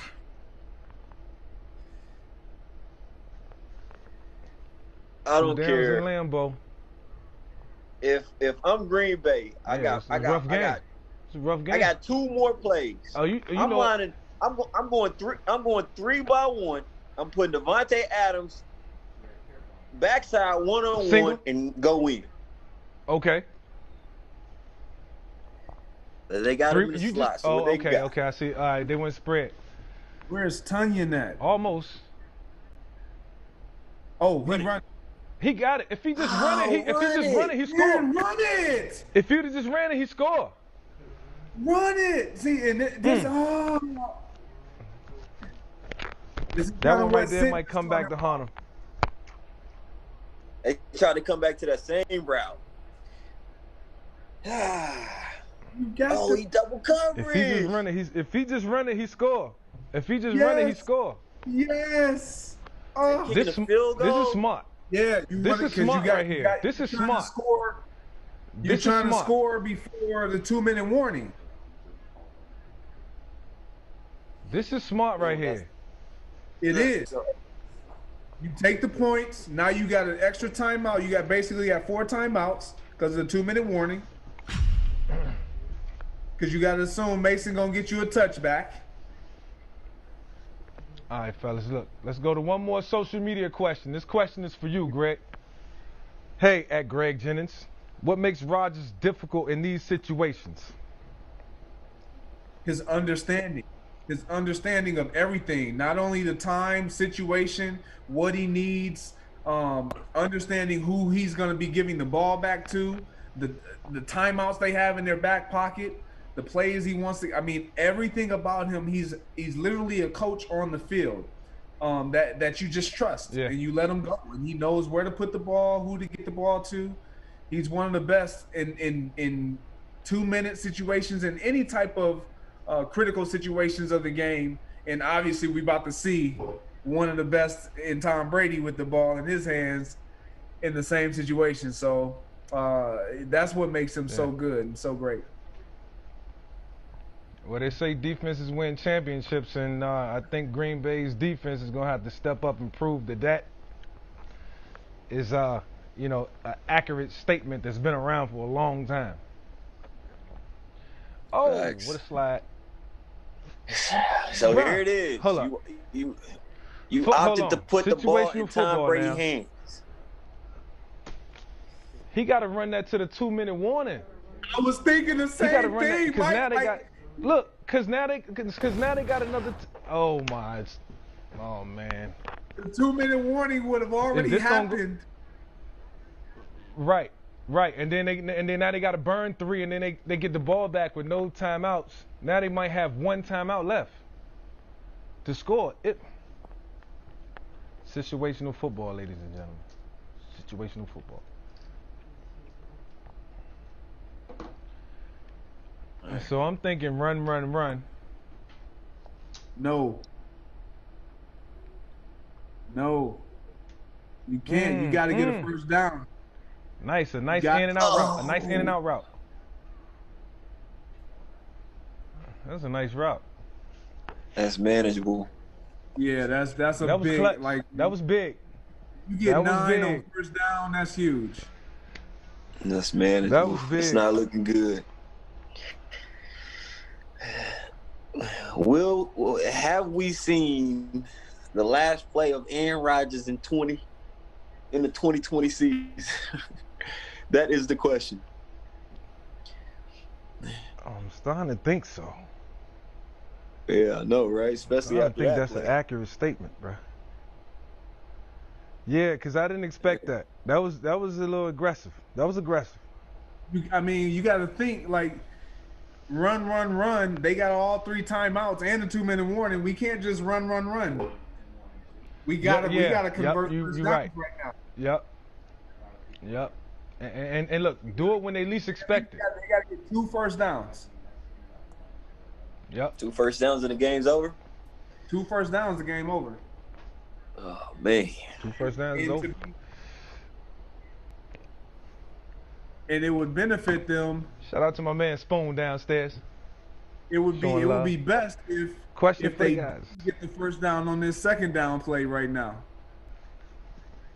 Yeah. Right, just quick question, go ahead fellas. And get it over with, huh? Instead of wasting the clock. What is it like? Yeah. Quick question. What is it like being down 1 score with your defense on the field and you on the sideline? The worst feeling ever. I promise. I ain't gonna even. It's the worst when Helpless. You can't do anything. Helpless. Yes.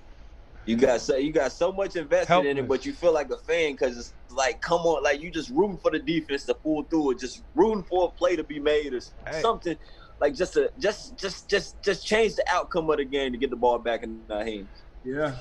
Right. Hey, we just seen it at Aaron Rodgers in that last graphic they just showed. Like he's sitting there with the coat. Yeah, like helpless. Yeah, helpless. Exactly. Oh man. That's sitting back, just hoping for the best. With Tom Brady, Tom Brady got the ball in his hands. The GOAT got the ball in his hands. I know, right? And then you see what happened on first down. Hey, look, I'm gonna tell you the difference between me and the GOAT. I'm thinking run on first down. They thinking pass all the way, and they get a completion. Like so, you know why? You know, sometimes being conservative could be your nemesis, man. Yeah. I give them credit. Now that was a great concept because I wouldn't have expected like a deep snag like that. Yep. Here we go. What's the flag on? They jumped offside, so they get a first down. Oh, sucks. I wonder if they did that on purpose. Hey, I was just about to say that is brilliant, though. That's smart. That was smart. Well, another fun fact: Aaron Rodgers is 1-3 against Tom Brady in his career. I think they did that. I think they did that on purpose, 100%. That was smart. That's why I said if the Bucs is smart, they wouldn't get first down on this second down play. Because it's like free time running off the clock. You got 3rd and 1. Just run it, get down right there. You feel like you'll get 1 yard with 2 downs. Okay. That was smart. Now they have to actually get 2 first downs, 2 more first downs. Yeah, that was smart. So they should be calling the timeout right here, right? Yeah. First time out. 1 down. Oh man, this is crazy. This crazy, man. I want Green Bay to trying to figure out what's gonna happen, man. I'm trying to figure out like if they're gonna run it 3 times and punt it. Do you punt it back to Aaron Rodgers? Do you be aggressive and do you leave him a timeout? Like, look, forget it. I don't care. I'm going all out. It's a championship game. You gotta try to run it again right here. See what type of luck, or you gotta stay aggressive. And then I got you.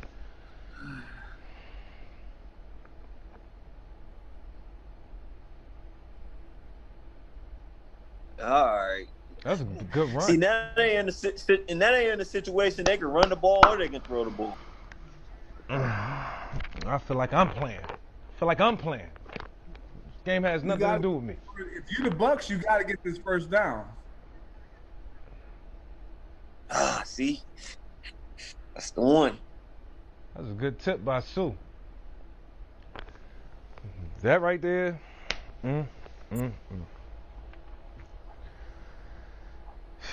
I'm happy for Sue, man. I'm happy for Sue. A long road. Somebody Somebody step up, be legendary.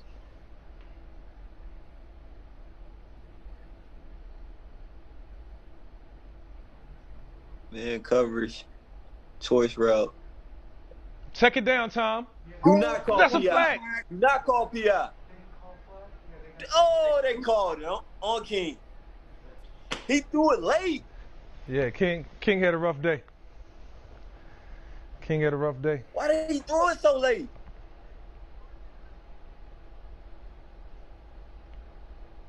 That's not PI. Yeah, I think they got tangled up. I don't know. They just got tangled up. That's not PI. I gotta pick that up. Yeah, they just got tangled up, bro. Come on, y'all haven't threw flags this whole game. That was a good throw by Tom, though. How about Tom Brady going to Tyler Johnston in that situation? Yes. Yes. That was his only option. I guess it's over. It's not looking good. I guess it's over. Not looking good for the Pack. Yeah, I think this is over, fellas. That cheese is riding out, man. Dang, I was rooting for him. Cheese is no good. The cheese is no good. I'm just glad I was a spectator in this. I'm glad I had a chance to watch this, man. This was epic. This was epic. I know, right? Wish I could have heard my man Aikman and Joe Buck, but we made our own commentary. I'll tell you that much. My Wi-Fi acting up. Don't be trying to dip out on us now, Greg. Nah, yo. Nah. My Wi-Fi acting up. Nah, bro. He said, Wi-Fi. We gonna ride. Me, you, and Emmanuel gonna ride this one out to the clock say 000. Oh, he pulled his little shirt. He pulled his shirt. Grabbing the man. He ain't even grabbed the man's jersey. He grabbed his Under Armour. He grabbed the Under Armour. That's tough. That's tough. Dang. I feel bad for AR. Hey, yeah, home field advantage. Yeah, man. Are they going to the booth review? You can All right, challenge. fellas, while we got a review. Tip. While we got a review, if the Bucs advance, who y'all think would be the best matchup for them, the Bills or the Chiefs? Man, I mean, go ahead, Greg.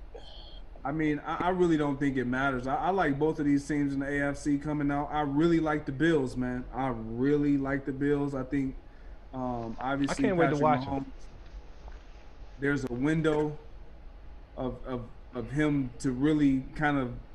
He's already started writing, kind of his name in legacy, but he can start to cement himself if they get this one against what's looking like to. Yeah, that'll be special for Patrick Mahomes. Yeah. Yes, sir. Yeah, I'm with you on that, right? Think about, you got the GOAT Tom Brady, and then you got the young GOAT, so to speak, what everybody is pretty much saying. So maybe that's how the football guys want to write the story, passing the torch. I don't know. Yeah. Yeah, I think a rematch from this season. The Bucs and Kansas City, they met, and I think Kansas City won that game. Yeah, but 3. I would love to see round 2. And that game, obviously, it wasn't Brady in full form, and it wasn't the Bucs offense at full throttle. But this time they'll get the Bucs, while they're in mid-season form, and this hot team right now. If they make the Super Bowl, this is one of the hottest teams in the league right now, and it's showing. Then the Bucs are hosting the Super Bowl in their hometown. At home. In their hometown. It's crazy. In the hometown. How ill is that? I think for the Bucs too, man, for them not to rest their starters, even though they knew they was in the playoffs, like they just kept hammering at it. Like they knew. it was going to be a tough road, literally, to get to the Super Bowl, and they just kept playing and gelling, and that's why they're here. Super tough road. You gotta think they played against us on the road and Green Bay on the road to get to the Super Bowl. That just goes to show, like, you got to get hot at the right time in the playoffs. That's tough. Yep. That's tough. That's tough. Yeah, it's pretty much over. That's tough.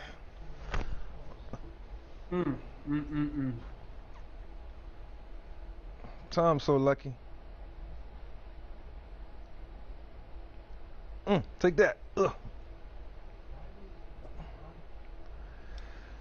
Man, oh man. I wouldn't even burn that last time out.